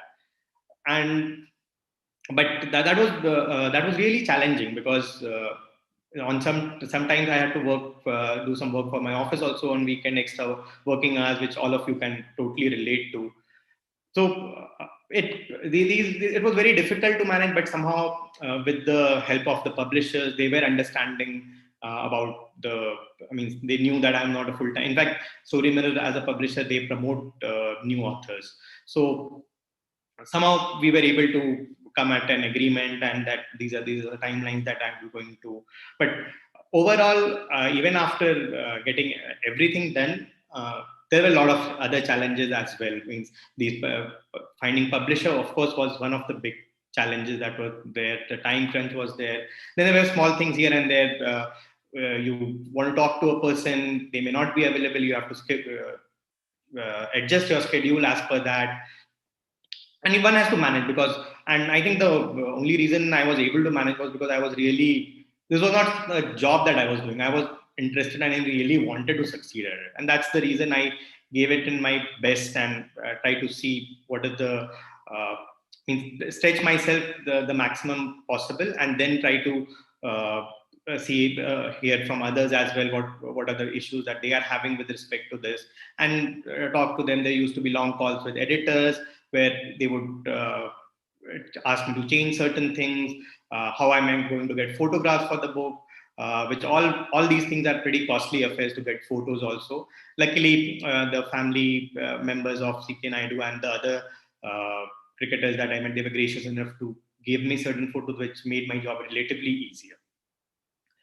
With all this, the research going on, the writing was going on, and that's when I really started enjoying this entire process. And especially when the story of Colonel CK Naidu unfolded in front of my eyes, I was amazed. I was simply amazed at what all this man had done in the 1920s, 1930s for Indian cricket. If you can move to the next slide, please. So this is Colonel CK Naidu in different avatars. The first photo is, I think, for the first match which happened, first test match which happened on Indian soil at the Bombay Gymkhana. He was also a army man in the Holkar army, and the right side, of course, is his batting stance. So the story was amazing in the way that, yes, first thing was he had played a knock of 153 in 1926. By that time, India did not have a test team. He was playing for a club called as Hindus, and we used to have quadrangular tournaments in Bombay that time, with Bombay as it was called that time. And Hindus, Muslims, and there were a few more teams that were there which used to participate in, and he was a star in that. And I remember Dr. Preeta talked about, and I was really happy, and this group being a group of historians being arranged by the history department, I was not amazed to hear that. She spoke about the first Parsi team that went to England and how the first team that came from England in the 1880s. So this was again one of such visits by the MCC team in 1926. And Colonel C.K. Naidu played a knock of 153, in which he had 11 sixes and I think 13 boundaries, which by T20, even by T20 standards, is pretty good. The match was played at Bombay Gymkhana. There were many spectators around, and the whole Bombay Gymkhana ground was filled with people. Some of the sixes, of course, the Gymkhana ground is not that big, but still some of the sixes crossed the boundary, went to the adjacent tennis courts, and even the clock, Jijabhai clock tower that is there next to the Azad Maidan. There were jokes in the paper next day that that his sixes actually went to the clock tower, and there were many stories about it. What it meant for Indian cricket was that till that time, the Britishers, and we are talking about pre-independent India, the Britishers felt that Indians cannot play the game of cricket. It's fine because the Britishers were here and they wanted to relax, and cricket was their way of relaxing, and that's why they were encouraging certain Indians.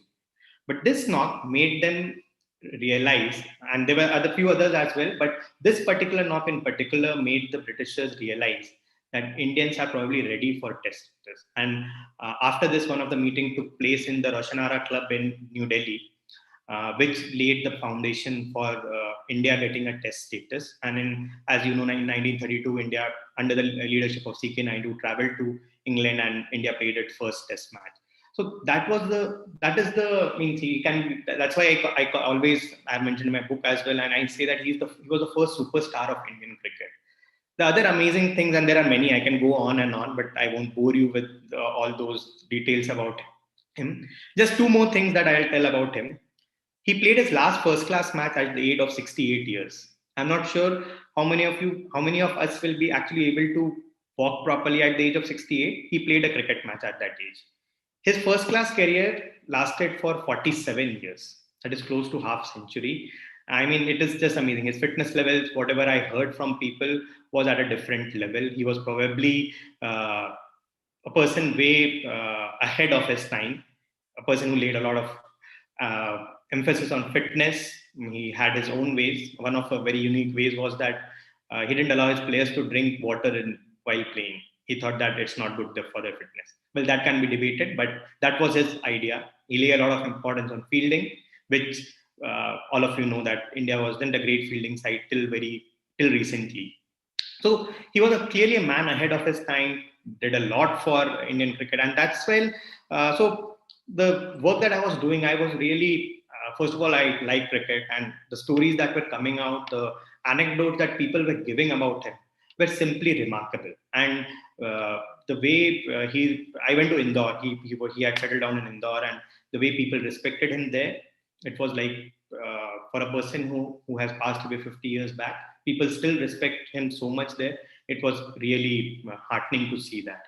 So why I'm telling all this is that there are stories that are there. We all are stories. There are everyone has their own story, but some of them make it to the big thing, and like say Tendulkar, Gavaskar, everything we know about them. Now Neeraj Chopra, of course, we know most of the things we know about him. But then these are the people who were there even prior to TV. Forget about internet or social media. Even television was not there.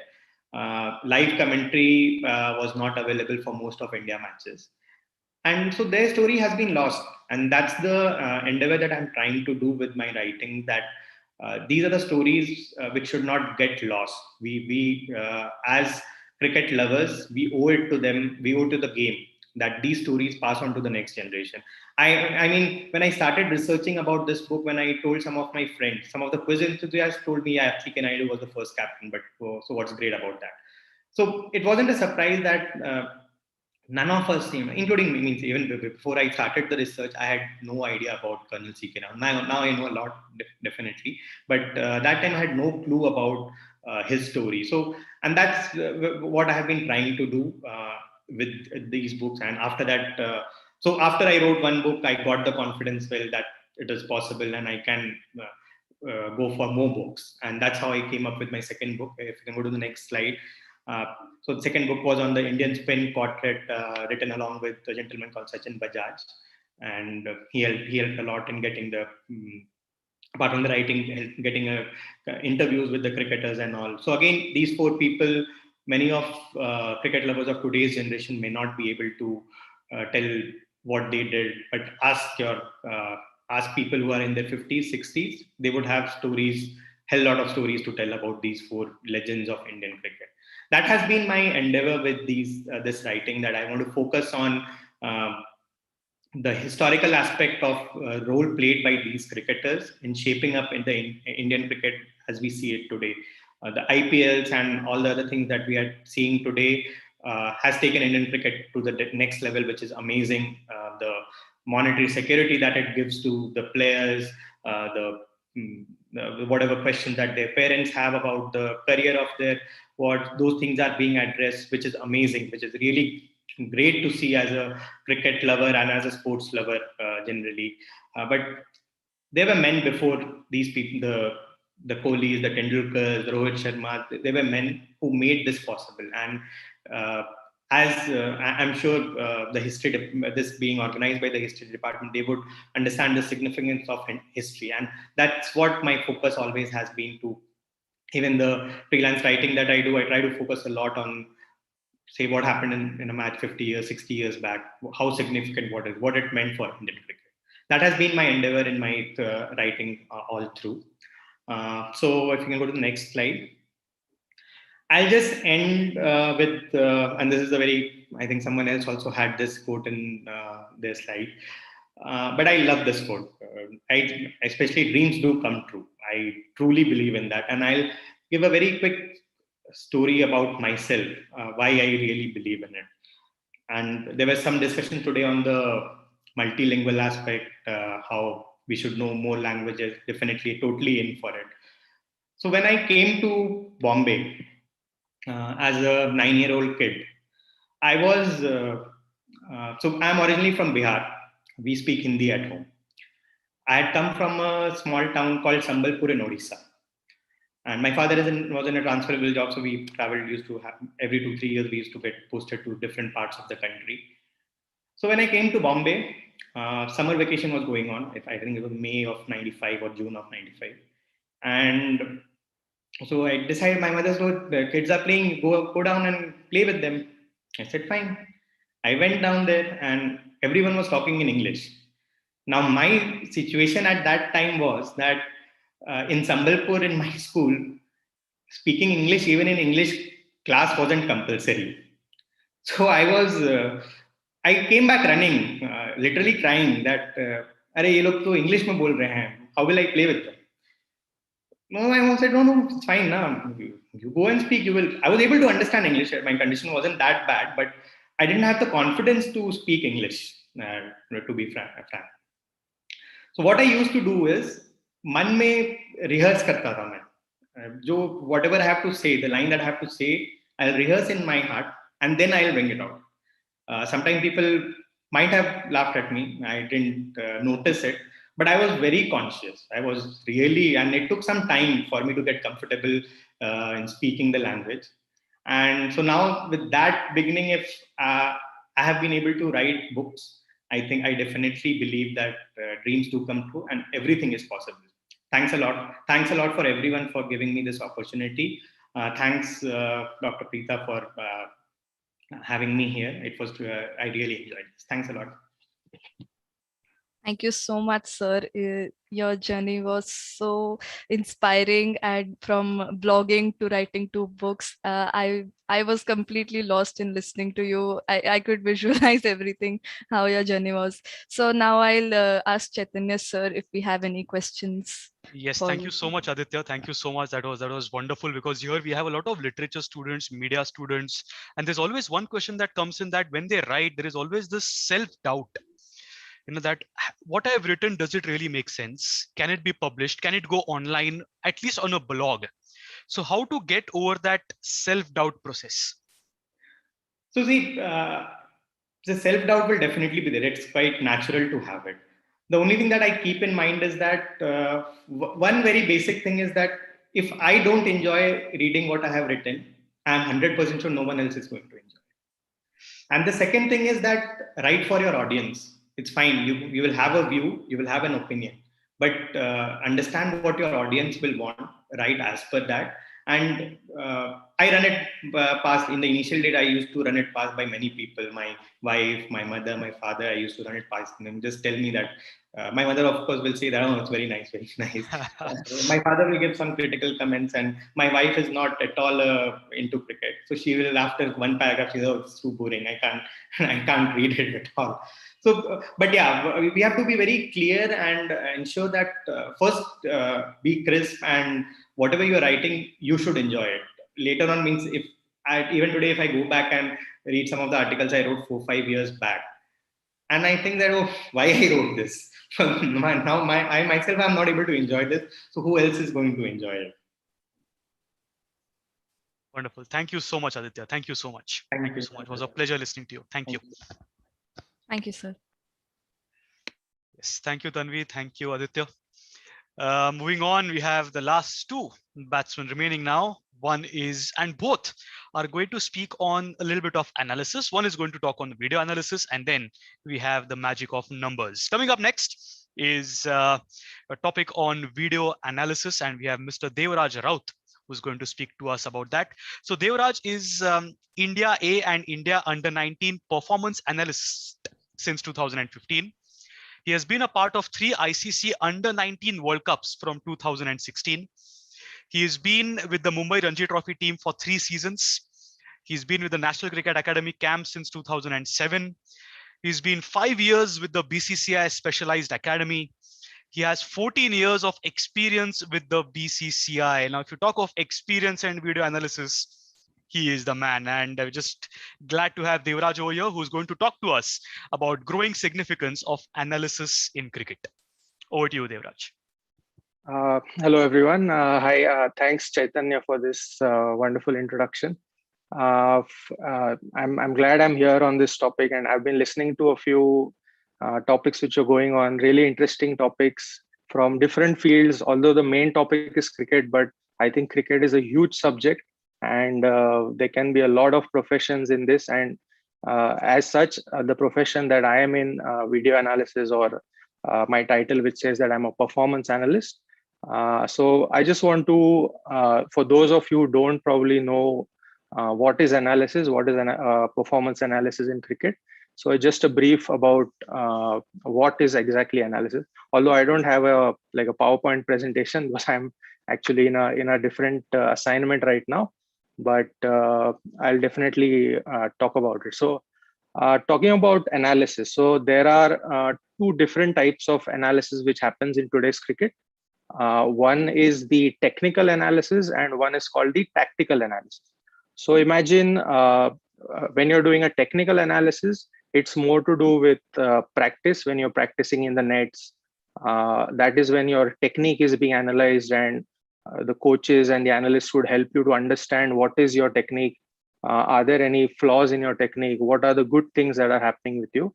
And for the tactical part of it, it's more to do with the match analysis, wherein you're actually playing a match, and the analyst is actually coding each and every ball that you're facing for the whole duration of the match, for the whole tournament, and then crunching up numbers, generating reports, and then trying to analyze what is the best strategy against a particular batsman or a bowler.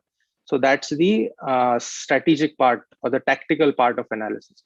So I think in technical analysis, just to sum up what it is that the traditional coaching pattern which was going on all over the world for past decades was that you're playing in the nets. A batsman is bowling, a bowler is bowling, and you have one or maybe two coaches looking after each and every bowler, each and every batsman, and then whatever that coach sees with his own eyes and feels that there is something good or bad to be shared with the player, he'll just walk up to him and talk to him that maybe your foot is going this way, it needs to be here, or your head is falling. Some technical points is what the coach will convey to the player. Now in the traditional fashion, obviously the player has to probably first accept that what the coach is saying is true or not, whether that thing is actually happening, or is it just something which somebody else is seeing and maybe you're not doing it. So there's a bit of a doubt, whether although in those days what the coach said was obviously the final thing, but then as cricket progressed, as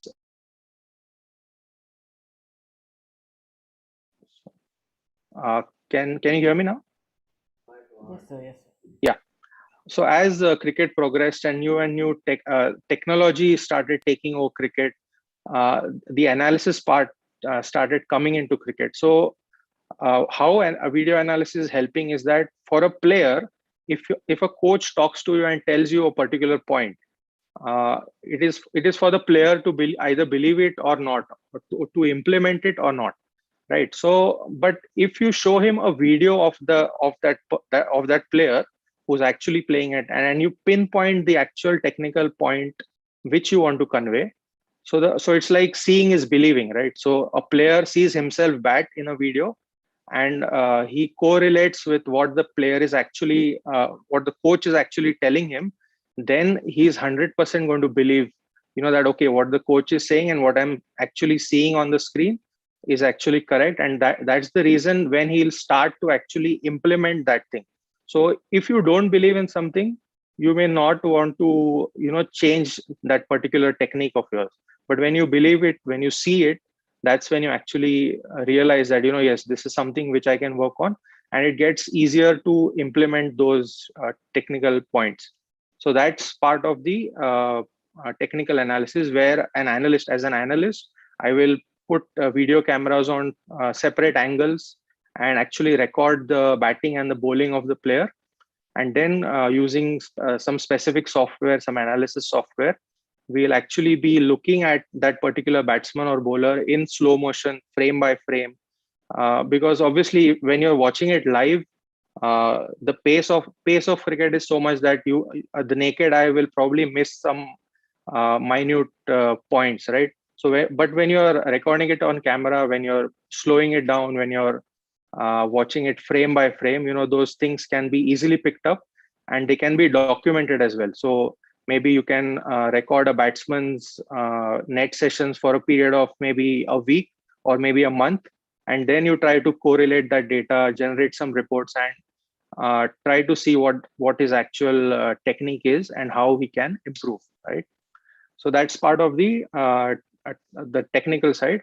Talking about match analysis, which is a major part of analysis, where probably 10 or 15 years ago, no cricketer would have seen a laptop actually in a dressing room on the ground, right? So that was something new which came out a few years back.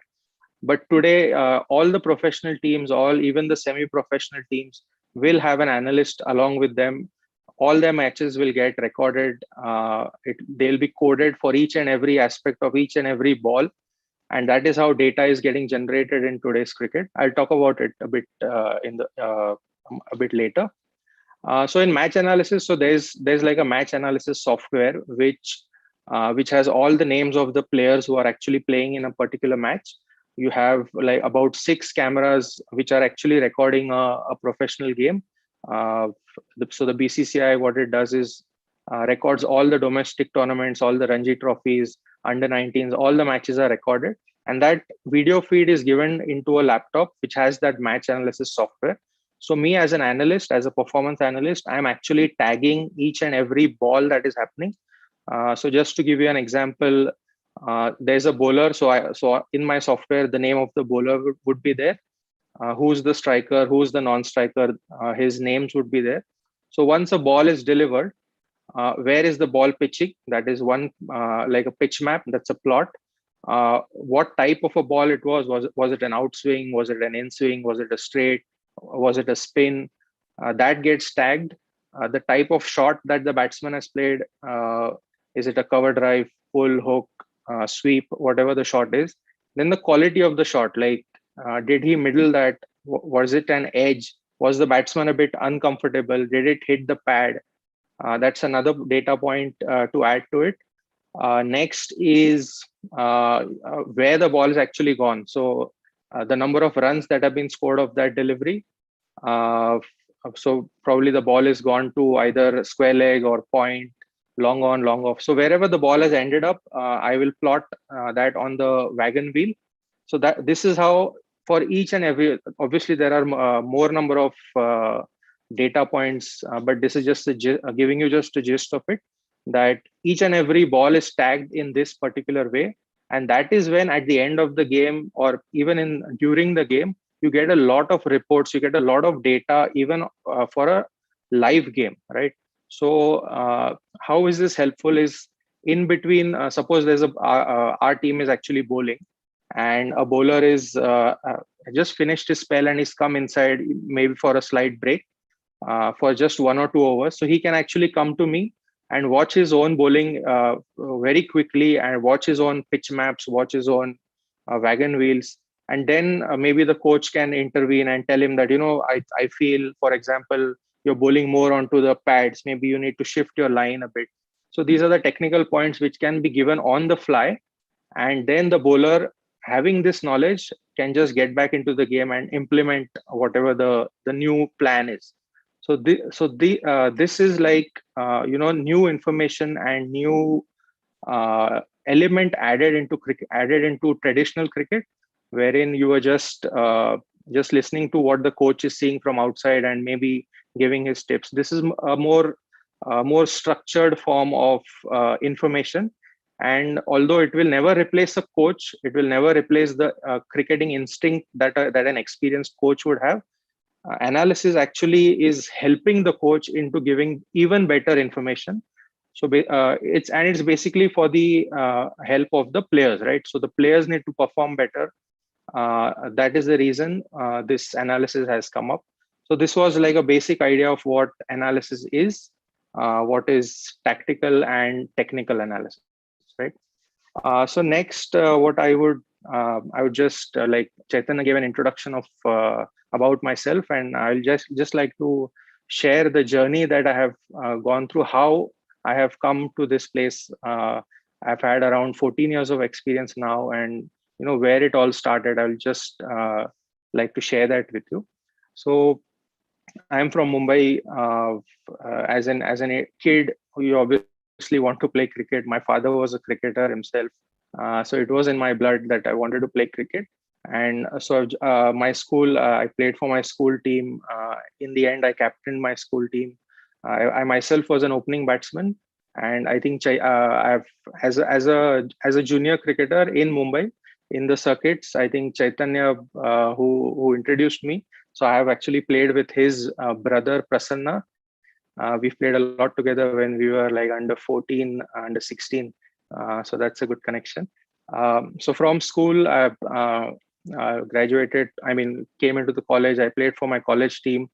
I represented Mumbai for the under 14, in the under 16, under 19. So all the age groups for Mumbai state level, I've represented. I've also represented the West Zone in the under 19 level. So this was my journey in cricket. I played at a good level, but still, I also was passionate about technology, about science. Especially, computers was something which I liked a lot. I used to spend a lot of time on the computer, not just doing time pass, but actually learning about the computer, how you can use it, what all things you can use it for. So I think that science and technology was something which was very close to me. So in my college, after I passed out from the 10th standard, I had to take the science stream. So I did my science stream, and then I entered BSc IT. I took the graduation in BSc IT, and I also completed my master's in computer applications. So I did all the graduation, post graduation while I was playing cricket at a professional level. But somewhere down the line, I thought that uh, after the under 19 age group, after the when I entered the under 23 age group, I think the amount of opportunities that we as players got at that time were quite few, and I didn't really see myself, continuing that long with that. So just to relate to this point, I think I was listening to, I think it was Neeta ma'am who was talking about, people changing their careers midway after they have probably given up on a certain dream. So obviously something like that also happened with me. But then because I had these two different passions with me, I thought, why not even though I couldn't play cricket at a higher level than I already have, why not continue being connected to the game and actually do something to help cricket, because cricket has given me everything that I am today. So as luck would have it, I think in 2007, BCCI actually opened up a new course for video analysts, and they were asking for candidates from each and every state associations, somebody who would be an ideal candidate for this particular course. So at the time, all the coaches who, since I was in the circuit, I was playing cricket. Most of the coaches knew that I'm a science student. I have a good background, education background. So they asked me that there's some new course which has come up, and they felt that it would be perfect for me because I have played cricket at a certain level, and I'm also doing my master's. So that's what I was offered. So I thought, yeah, I was really interested in that. So I said, yes, why not? So I went to Bangalore for this course. We completed the course, and that's where my interest grew in this new field, which probably a week before that, I had no idea that there is such a field, where you could make a career out of.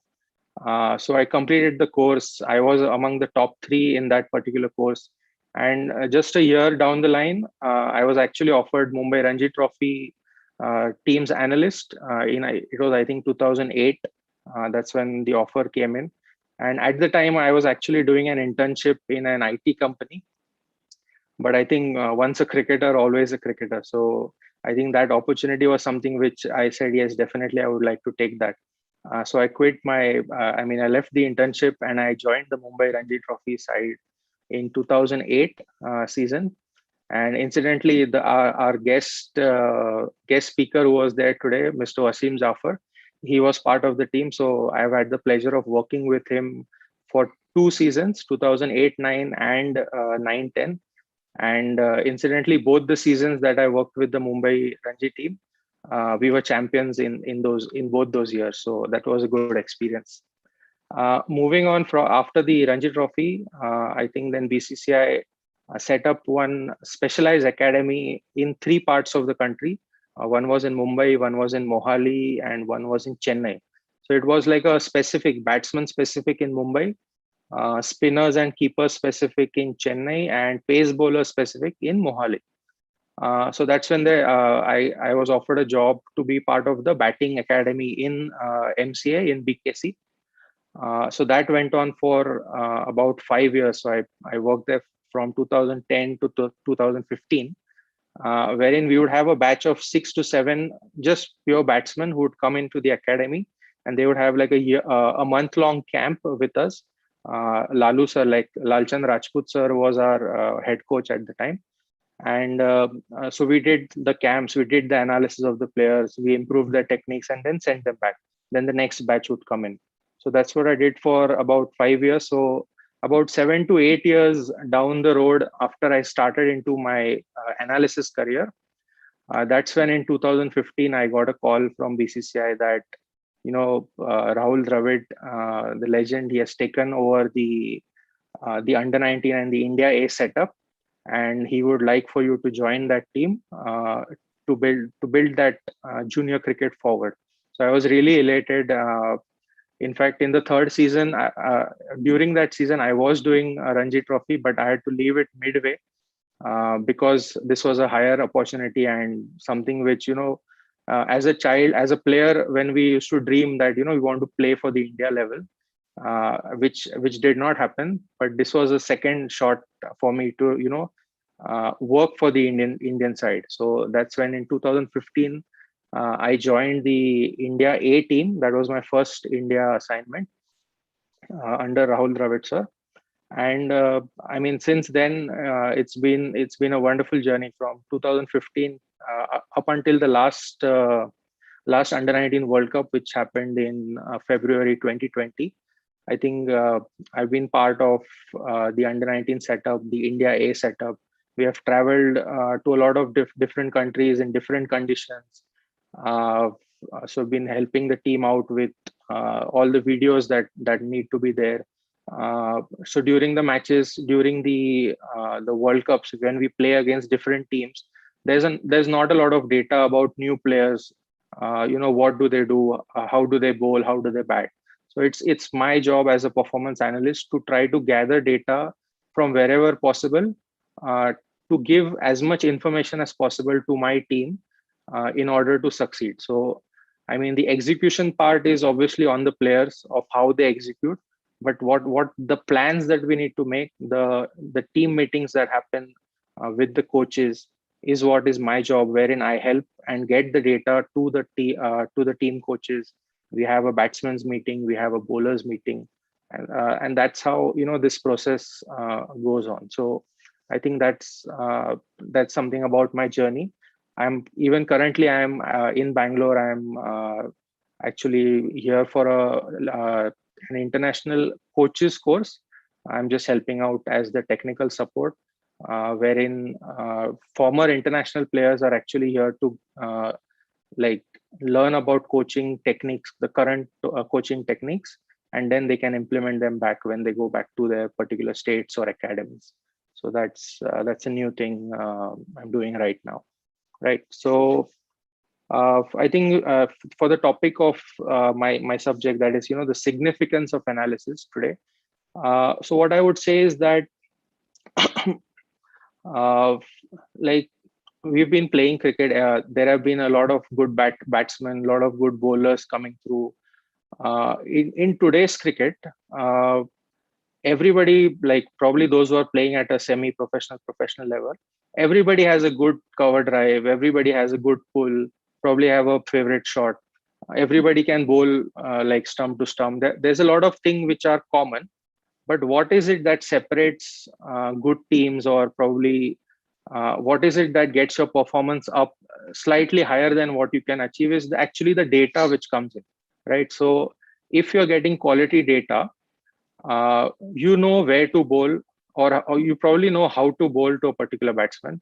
But if you also know where to bowl to a particular batsman, what are his weaknesses, what are his strengths, that is an addition which an analyst brings into the cricketing setup.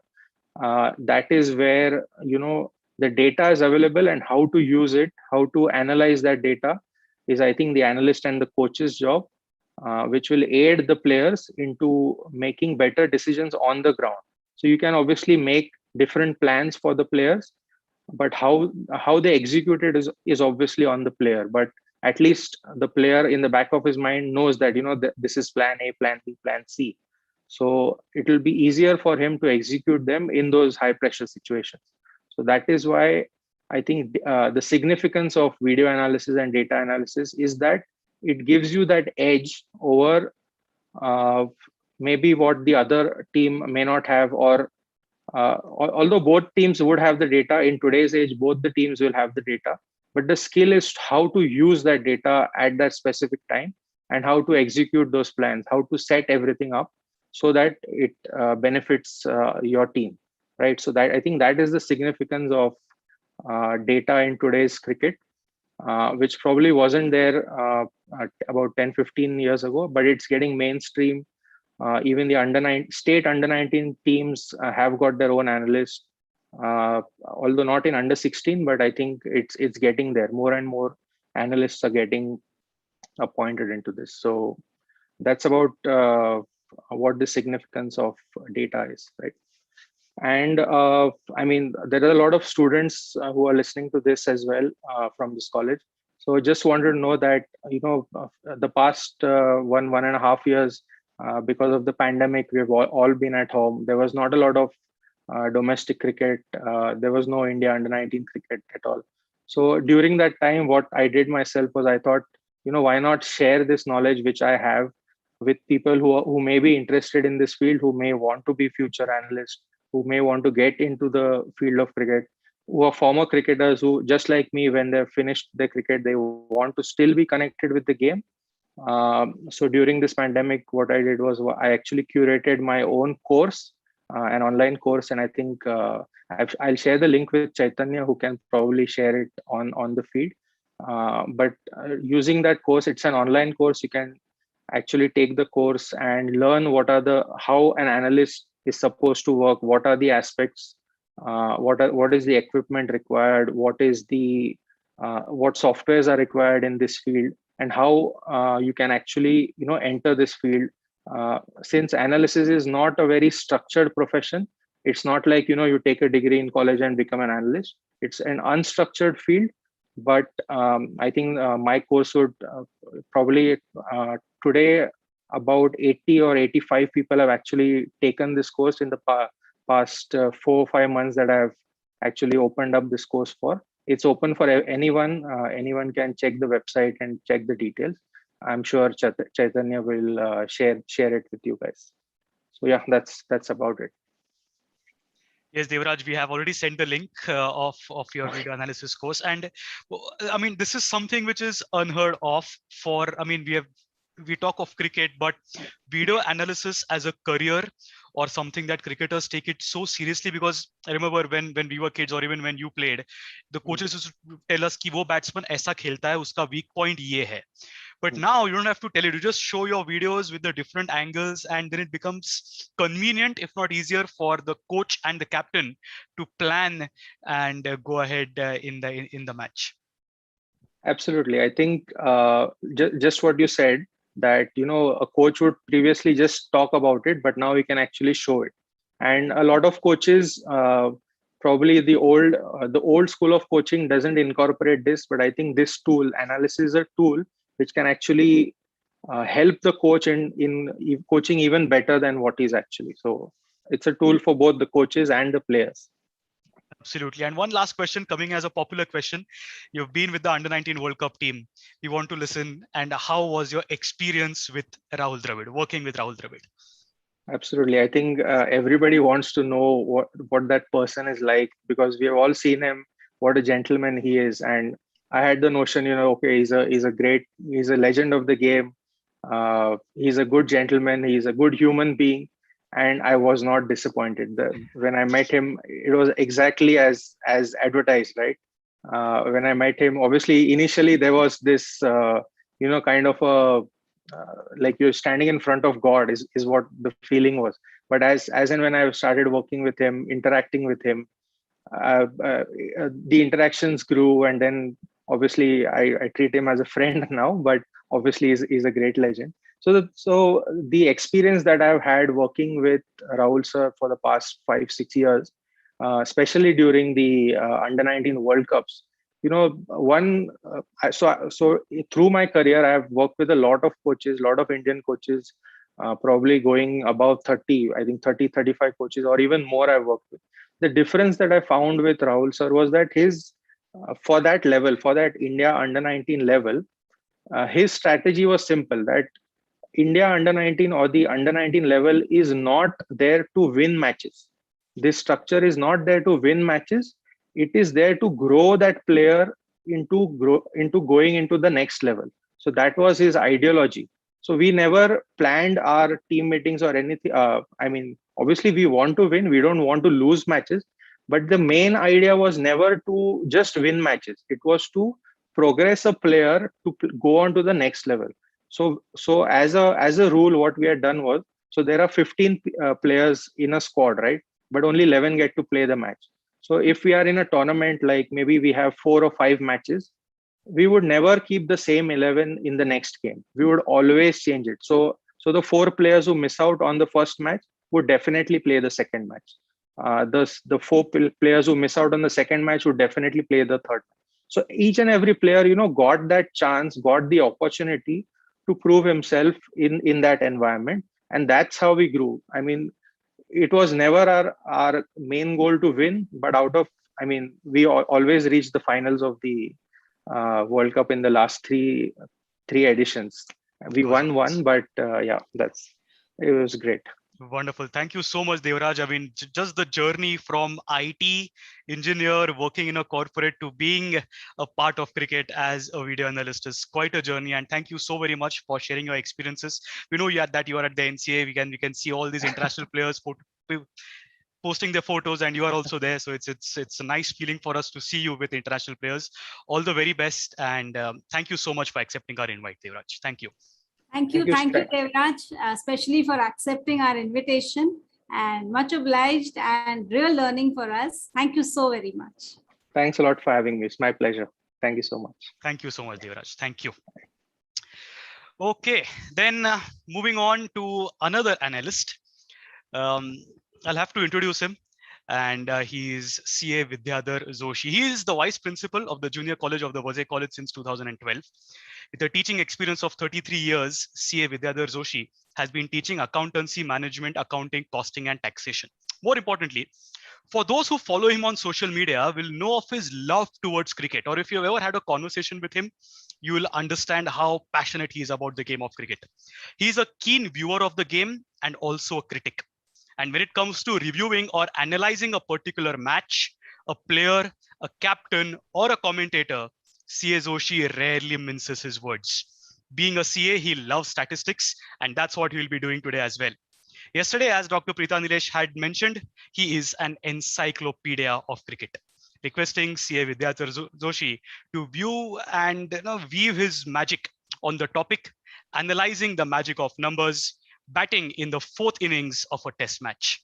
Joshi sir, all yours. Thank you so much, Chaitanya, for a very generous introduction. Our vice captain, who happens to be our captain in this match, has asked me to bat last. Working with me for last so many years, she knows well how pathetic are my batting skills. And I know well that people really don't expect batsman number 11 to score many runs. So I'm relaxed. Moreover, you have watched Sehwag's and Tendulkar's and Kohli's bat. So I don't think you're very eager to watch Jasprit Bumrah bat in a test match. But I'll try my best to play as long as possible. So if you permit, I'll share screen and load my presentation. Yes, of course, sir. Please go ahead.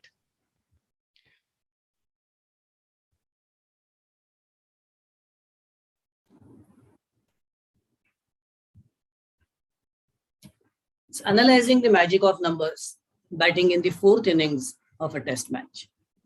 Look, I have been following cricket for last 50 years or so.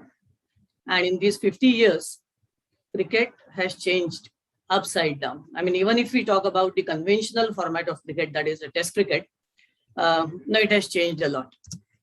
The first test match was played in 1877, and it took little less than 100 years to invent a different format, which was one-day internationals, limited over cricket, condensed version of cricket. You're through the match in just 1 day's time. People started finding that boring. So after another 34 years, T20, the current format and the most popular format, the first ever men's match was played in the year 2005. But I mean, to be very honest, I enjoy watching a test match. I enjoy watching a one-day international. I enjoy watching T20 as well because I love cricket. But if you ask me what's my favorite, 10 on 10 times I'll say test cricket. I mean, to me, there is nothing more exciting than 5 gripping days of well-fought test cricket match. And if you ask players, even modern era players, they too will share the same view. I'm sharing a quote by Yuvraj Singh, who had said, and I quote, "From a spectator point of view, test cricket is not important. People hardly watch test cricket, but as a player, tests are the real thing. You have to concentrate for 5 days. It's a lot of time and not easy to do it day in and day out. If people have played 70 to 100 tests, it's a lot of cricket, a lot of concentration and dedication," unquote. See, I find test cricket, 5 days of test cricket, quite similar to our life journey. I mean, the way teams plan for an ideal test match for them, we also plan our life journey. So let's see how. Let's quickly go through it. First day of a test match is a formative stage, and so are first 20 years of our life. Now we try to build, we try to get grip over things. On day 2, that is 20 to 40 years of age group, now we really take charge of the game if we had done well in first 20 years. Then we have stability on day 3. Same thing happens in cricket as well, 40 to 60 years of lifespan. It's just a smooth sailing on the basis of what we have done in first 40 years. Then comes day 4. We have to slow down. It's above 60 years of age. We have to slow down because all the hard work takes heavy toll on us. Same thing happens in a test match as well. Now you have to slow down, be a little cautious on day 4. And then day 5, above 80 years is all unpredictable. Anything can happen anytime. And it's day 4 and day 5 when 4th innings of a test match begins. So let's move ahead. How unpredictable 4th innings in a test match could be. 10 lowest defended totals. Now see the chart. Chasing very meager scores like 124, in the range of 124 to 85. Teams have got all out and ended up on the losing side. Now you can see even Indian team features in one in Bridgetown in 1997, chasing 120 against West Indies. We couldn't manage that. So 4th innings of a test match at times becomes really very unpredictable. Now, what are the challenges here? Definitely deteriorating pitch, because it's the same pitch that is used over 5 days, wear and tear, inconsistent bounce and spin due to widening of cracks on the wicket, bowlers' foot marks cause trouble for the batsman batting on the 5th day, 4th day, fatigue of first 3 innings, and more psychological pressure, it being the last chance without any further hope of coming back in the game. So now this is a leading batsman, and you can relate these emotions to 4th innings batting, and this could be the reason. The puff of dust you can see, and that's so very common on the 5th day, especially in Asian countries.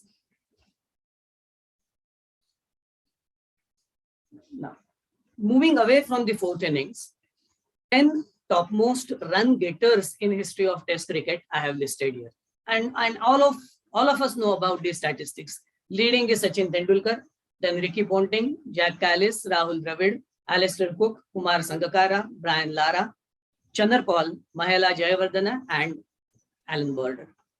Please note, these are aggregate runs scored in Test cricket. And you'll find on the right-hand side, batting average. Now that becomes important because that's going to be my main focus while analyzing the 4th innings. In the 4th innings, I don't believe in analyzing number of runs scored, because not everybody gets chance to bat long enough to score more runs in the 4th innings. So it's the average that matters. Now you'll find all these, now these 10 are legion in their own right, and all of them except maybe 2 have crossed 50 batting average in Test cricket. Now any batting average of above 50 in Test cricket is considered to be very healthy. So now just try to remember these names right from Tendulkar to Border, but Before I move on to my fourth innings analysis, a disclaimer: presentation hereafter is not intended to invalidate the achievements of topmost run getters, but the sole objective is to highlight equally valuable contributions of those who do not figure in toppers list. Okay, it's no way to say that all the batsmen, the names which are going to emerge out of further analysis, and there will be different names emerging out of it, they are better than these 10. I mean, I don't like such comparisons. And nobody, of course, can say that Sachin Tendulkar is not good a batsman as he appears to be from the statistics. Only a fool will say that. But there have been few more who were very, very instrumental in fourth innings batting in a test match. Let's go for it. Now, when we talk about 50 plus batting average in different innings, and now I have kept a filter here, minimum 25 innings, because then you can judge a player. When he plays long enough, it's fair to judge him on that basis. Now, you cannot compare a player who has maintained 50 plus average over, say, 100 innings with someone who has done it in 2 innings. And therefore, I have kept a filter of minimum 25 innings and see how the number drops. First innings, from first innings 64 to fourth innings, only 6. And it only goes on decreasing. So in the first innings, in the history of Test cricket, those who have played minimum 25 first innings, 64 players have managed to cross 50 batting average. Whereas in the last innings, that is the fourth innings, only 6 have managed to do so. And when this number is so small, we have to find out who are they. Leading is Geoffrey Boycott from England. Now you can call him the wall of English cricket during those days. Had 58.76, very, very impressive fourth innings batting average. Sunil Gavaskar from India, the legend, batting legend before Sachin Tendulkar came to the scene. He had batting average of 58.25 in the fourth innings. Gordon Greenwich of West Indies had average of 53.19. Graham Smith from South Africa had batting average of 51.96 in the fourth innings. Yunus Khan, whose name doesn't appear anywhere in records, he had average of 50.51 in the fourth innings.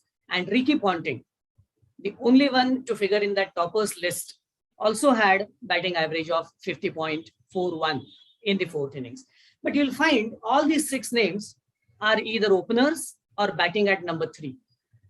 So generally, I mean, you can say that players, batsmen who either open the innings or bat at number 3 have performed well in the fourth innings. Going further, batting in the fourth innings of a test match truly needs a different skill set. Now let's compare Indian batting legends, and perhaps you will be as shocked as I was when I compared these. In fact, this particular analysis I had done a couple of years ago after retirement of Sachin Tendulkar and Rahul Dravid. Look at this. Sachin Tendulkar, number of fourth innings played, 60. His overall batting average across 4 innings is 53.78, and his fourth innings average is 36.93. Because I was shocked at this batting average of Sachin, I did literal dissection of his fourth innings batting innings, and that analysis gave me some surprising outcomes. But of course, I won't discuss them in detail because we are looking at overall picture here rather than a player-focused analysis. But it is 36.93, and see the number of 50 plus innings. Now I haven't included 100 plus innings because again, in the fourth innings, you may not be getting enough time to bat that long. Compare that with Rahul Dravid, 57. His batting average was 52.3 overall, and his fourth innings average was 40.38. And now look at Sunil Gavaskar. He played only in 33 fourth innings. His overall average was 51.12, but his fourth innings average was 58.25, which was amazing. And see his number of 50s in just 33 innings. Why should it happen this way? Of course, about Sachin Tendulkar, maybe we can analyze his 4th innings batting on a different platform. But Sunil Gavaskar, I mean, students from current generation would know why Gavaskar was rated as one of the best ever in Test cricket. Most number of hundreds. I mean, though I said the hundreds are not very important, let's see who are on the list. Top 5 I have included. Again, Yunus Khan, who will not appear anywhere on records otherwise. Yunus Khan of Pakistan has managed to score 500s in the 4th innings. Our own Sunil Gavaskar, 400s in the 4th innings. Ricky Ponting from Australia, 4. Ram Naresh Sarwan from West Indies, 4. And Graham Smith, 4. Now, out of the toppers list, once again you find only Ricky Ponting on this list. Maybe one advantage that Ricky Ponting had was his team. When he was playing, his team was very, very strong. And that gave him a little extra advantage than to rest of the players. Most number of 50 plus scores in 4th innings. Top 8 I have included because last 4 are at the same number. Chanderpaul from West Indies, 13 including 2 centuries. Chris Gale has managed to have 13 50 plus scores in the 4th innings, including 0 centuries. He was not able to score a century in spite of the fact that he is an opener. Rami Smith, 13 including 4. Gavaskar, 12 including 4. And remember, this is just in 33 innings. Michael Atherton, 11 including 2 centuries. Alistair Cook, again from England, 11 including 2 centuries. Jack Callis, South Africa, 11 including 1 century. To me, he is probably one of the best all-rounders we ever had in the game of cricket. Yunus Khan has the same number, 11, including 5 centuries. See, once again, you will find in this list, nobody is in first 10 run aggregate toppers. Next is double hundreds in the 4th innings. That's really difficult to achieve because you have to really bat very long. But then if you have to bat that long, probably you're batting to save a test match for your country. And you will find there have been only 5 double hundreds in the 4th innings in the history of Test cricket. Who are they? George Headley, West Indies, 223. Match was drawn and it was a very, very boring, dull match, a very high scoring match. So we shouldn't read too much into this. The last one scored was by Nathan Askell from New Zealand. I still remember this match. New Zealand was set a target to score 500 plus in the 4th innings. And at the start of the innings, everybody had written off Team New Zealand. Everybody felt it was just a matter of time they surrender and lose that test match. But the mood in which Nathan Askell was on that particular day, at one point of time, even English supporters started fearing maybe they'll lose this match, they'll lose this game. Finally, when Nathan Askell got out at for 222, New Zealand lost this match by 98 runs, but it was truly a memorable inning. One more such innings was by Sunil Gavaskar.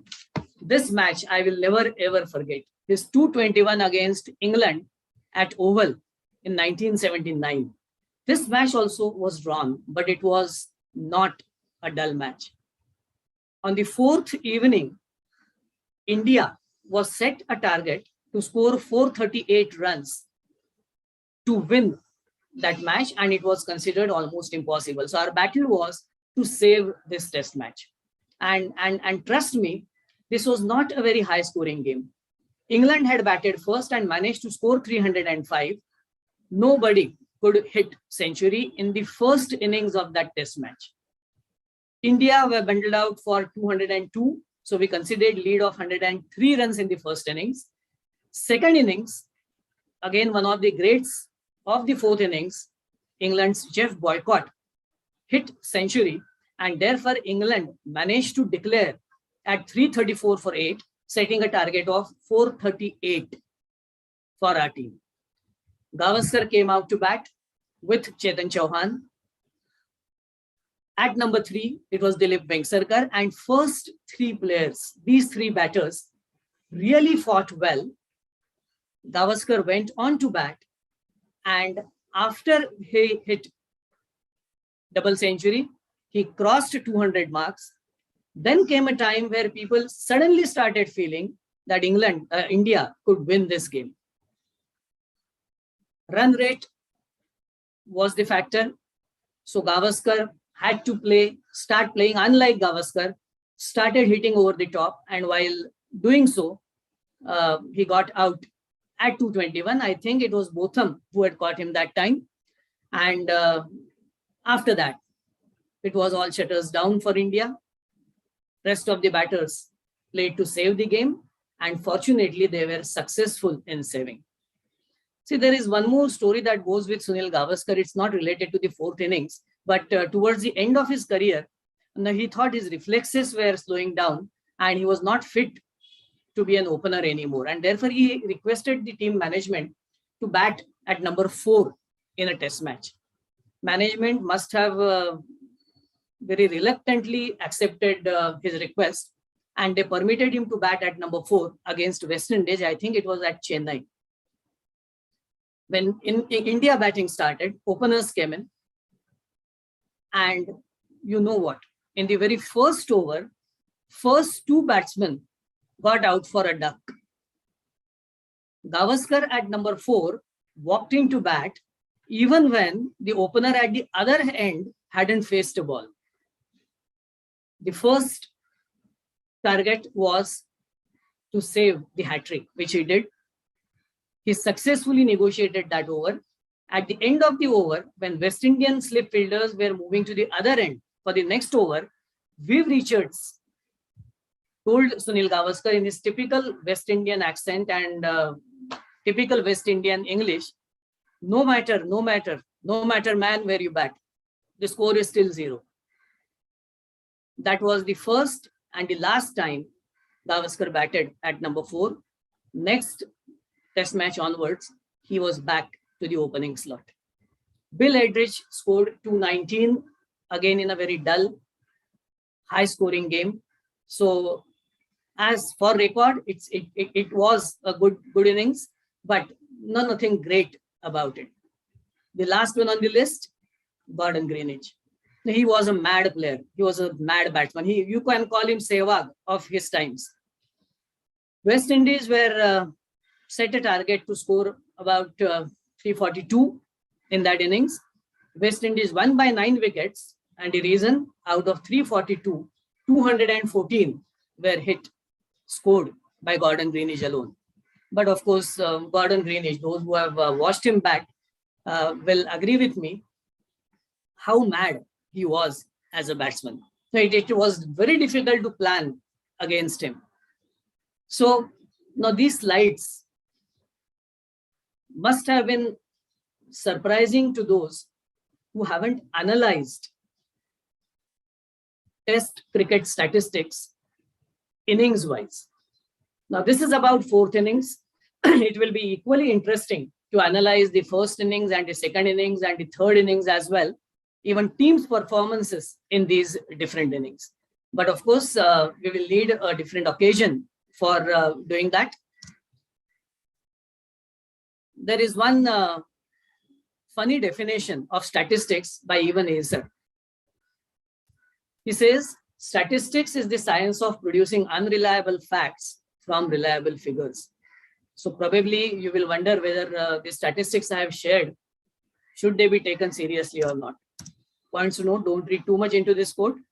Statistics which I have shared are reliable, and even the facts are reliable.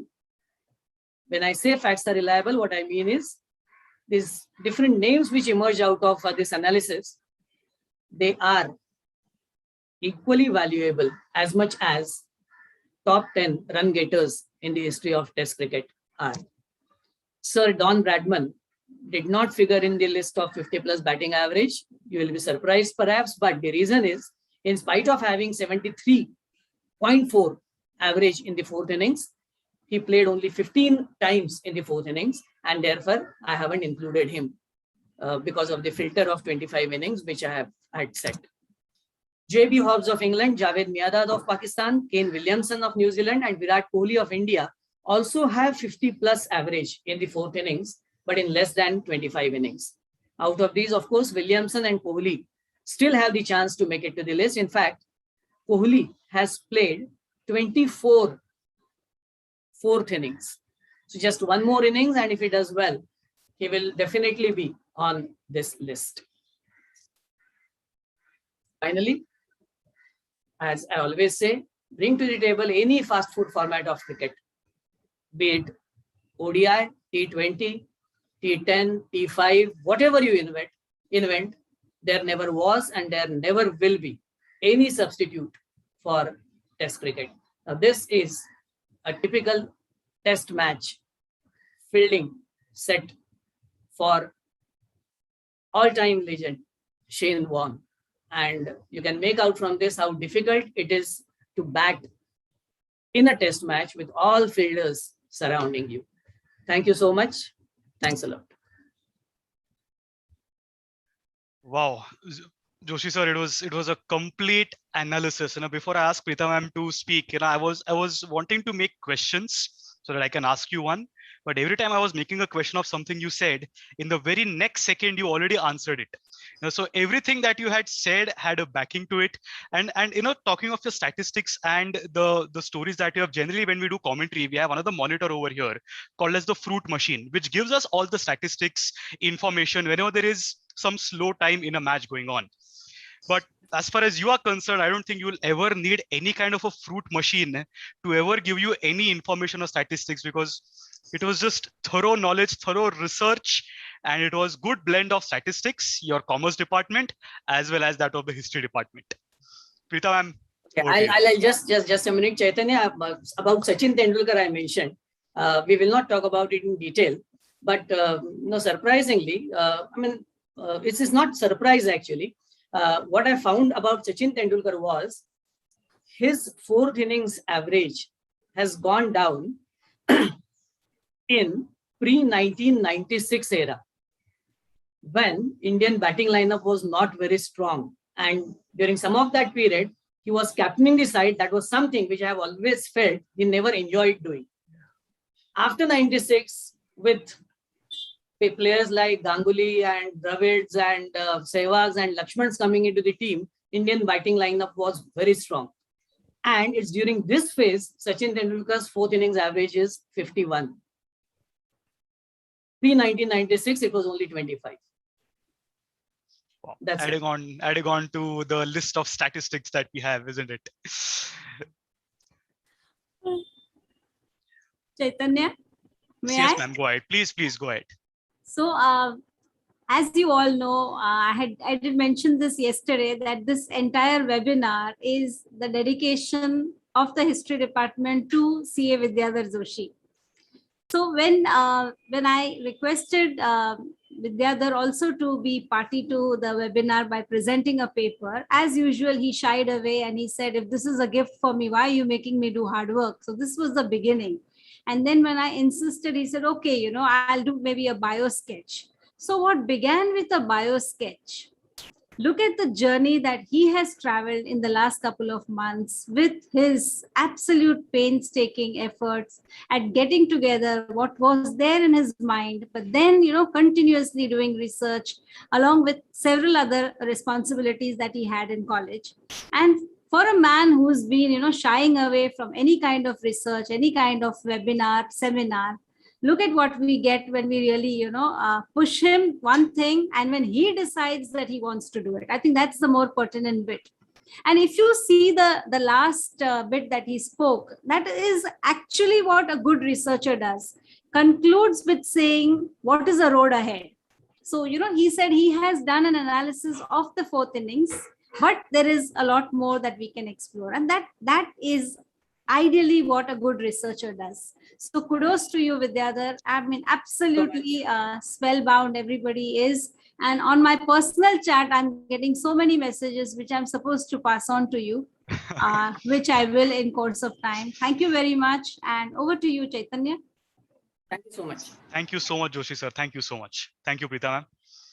So yes, what an end we had to our cricketing technical sessions, but we are not done yet. Requesting all of you to please stay with us for the next 15-20 minutes, because next, as we are coming to an end, we have a very special speaker, and he's going to give us the valedictory note, and that is Mr. Rajendra Lele. He's the former deputy manager at the Indian Oil and also a former Ranji cricketer. Rajendra sir, over to you. Yes. Are you able to hear me? Yes, Hello? sir, go ahead. Yes, sir, we can You're hear able you. to hear me? Yes, sir, please go ahead.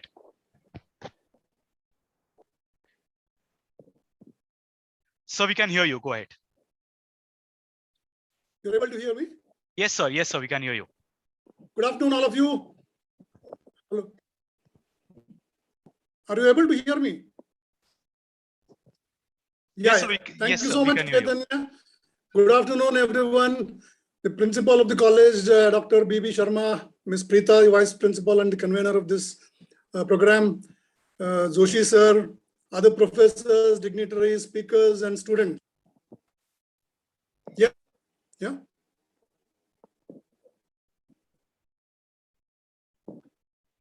Hello? Yes, sir, go ahead. We can hear you. Go ahead. We can hear you. Please go ahead. We can hear you. Yeah.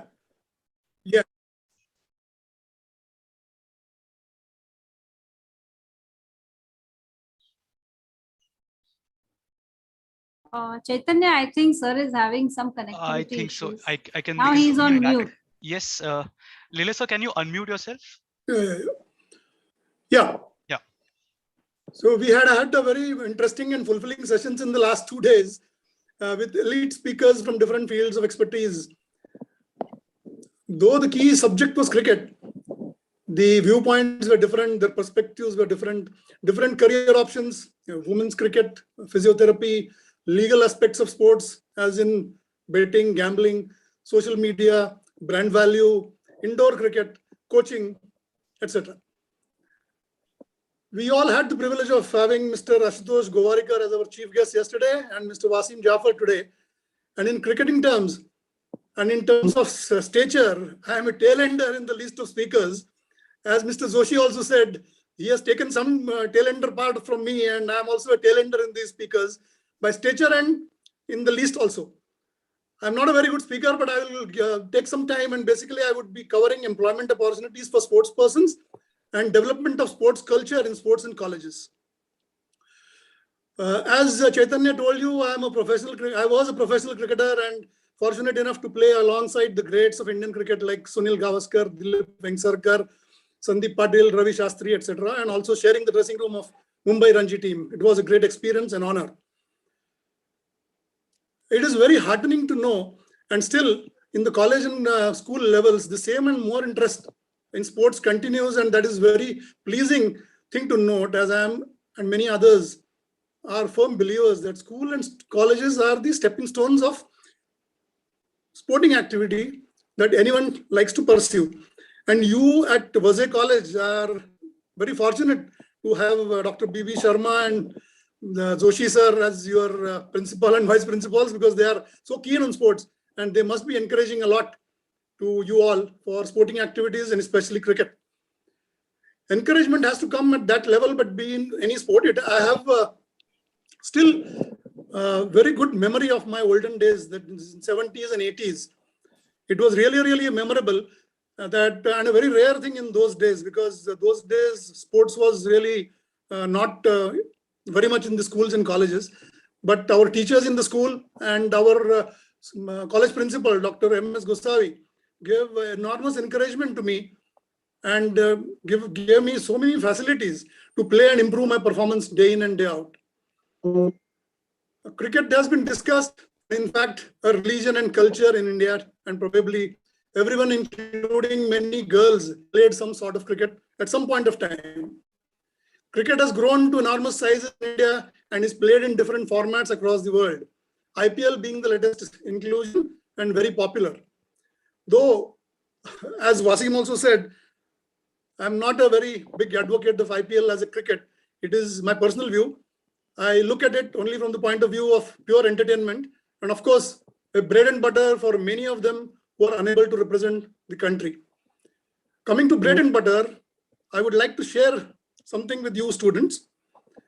There are recruitment opportunities for outstanding sports persons in private, public, as well as government sector, oil companies, railways, airport authority, customs, central excise, etc. And the list is increasing. State level and national level representations is given their due in team games and in individual games. National rankings in the top 5 would give you a very good offer in these institutions. Scholarships are also offered for outstanding sports persons in team games and individual games for representing their team, for representing their state, nation, and for individual games, it is for the top 5, of course. We at Indian Oil have sports stars like Pirapalli Kashyap and Chirag Shetty in badminton, Aditya Mehta in billiard snooker, Yogesh Pardeshi and Kajal Kumari in carom. You would be surprised to know that even carom is played at a very professional level and we are the world champions. And Yogesh Pardeshi and Kajal Kumari have been the world champions in the past. Wasim Jafar, Rohit Sharma, Cheteshwar Pujara, Ajinkya Rahane, Prithvi Shaw, all from cricket. Surya Shekhar Ganguly and Harika in chess.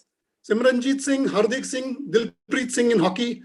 Sharad Kamal, Manika Batra in table tennis. Rohan Bopanna, Sumit Nagal in tennis, etc. To name a few. Likewise, the list is very big in the oil sector, public sector undertakings. Almost everyone has joined at a very early age in sports scholarships and then on regular roles after performing and after completing graduation. Sports persons are promoted only on the basis of their sports performance at national and international level. There are big cash awards for podium finishes at prominent international tournaments. There is a lot of government support coming in a very big way. Sprucing up Sports Authority of India and its facilities is being done. Lots of spending on sports. Upcoming talent, their facilities, their coaching, their rehab is happening. Immense talent is available in India, and especially in the rural and tribal sector. So, scouting the talent and then nurturing them, what is required is a big challenge. According to me, basic requirements in sports are talent, of course, recognizing the talent at the right time, in coaching facilities, infrastructure, participation in various tournaments, and so on and so forth. And there are 4 mantras for sports persons if you would like to have. And everybody has talked about passion. Passion is the key to be successful in any sports or any field for that matter. So passion, hard work, and discipline are PhD. And with it, if you have a focus, then probably you will be able to succeed at anything in life.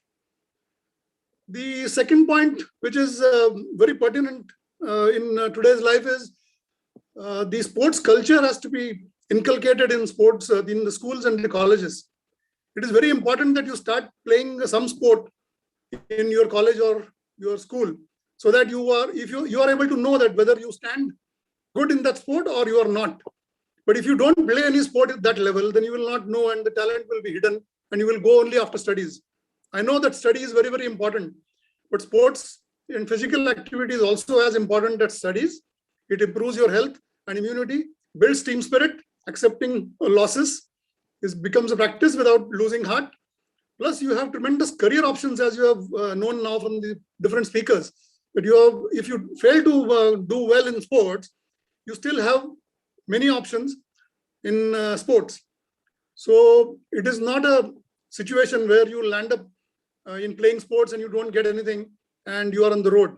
So it is a very good option that you should try in schools and colleges, and you should give it a good try. It will definitely benefit you and your college and your school and everybody. This year, Olympics, we had a big success, though shooting and archery was not a very good result.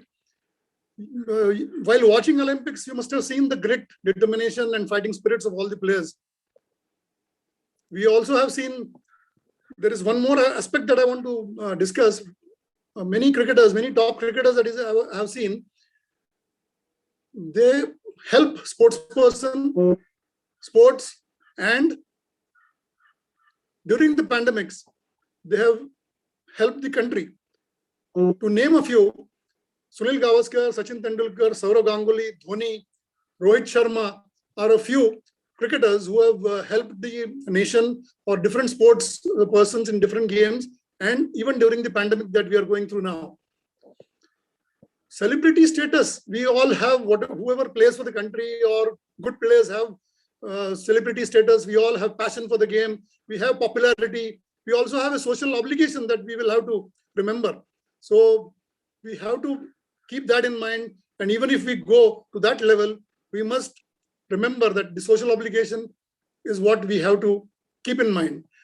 So I think the tail ender is now wagging his tail, and a lot of bashing has taken place. So time to wind up with a vow to definitely inculcate sports culture within ourselves, as well as in the schools and colleges, and spread it wherever it goes. The benefits are definitely enormous. Thank you so much, Preeta, for giving me the opportunity. And thank you very much for bearing me for the last 10-15 minutes. All the best. Take care. Thank you so much, Lele sir, former cricketer at the Ranji Trophy level and also retired as Deputy General Manager. Thank you so much, Lele sir, for being here with us on the Zoom call for 2 days. For entire sessions, you were here continuously making your notes, and it was very evident in your valedictory session. Thank you so much for being a part of this web conference, and thank you so much for accepting our invite in speaking as the valedictory speaker. Thank you so much, sir. Thank you so much. Chaitanya, in case everybody was not there in the morning, let us do one photograph again now. Sure, we should. Requesting all the speakers on the Zoom call, if you could switch on your cameras, including our team. Everyone, if you could switch on your cameras, you can have a photo.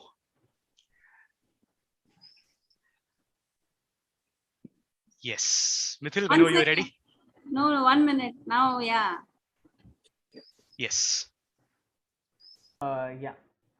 Everyone, please smile in 3, 2, 1.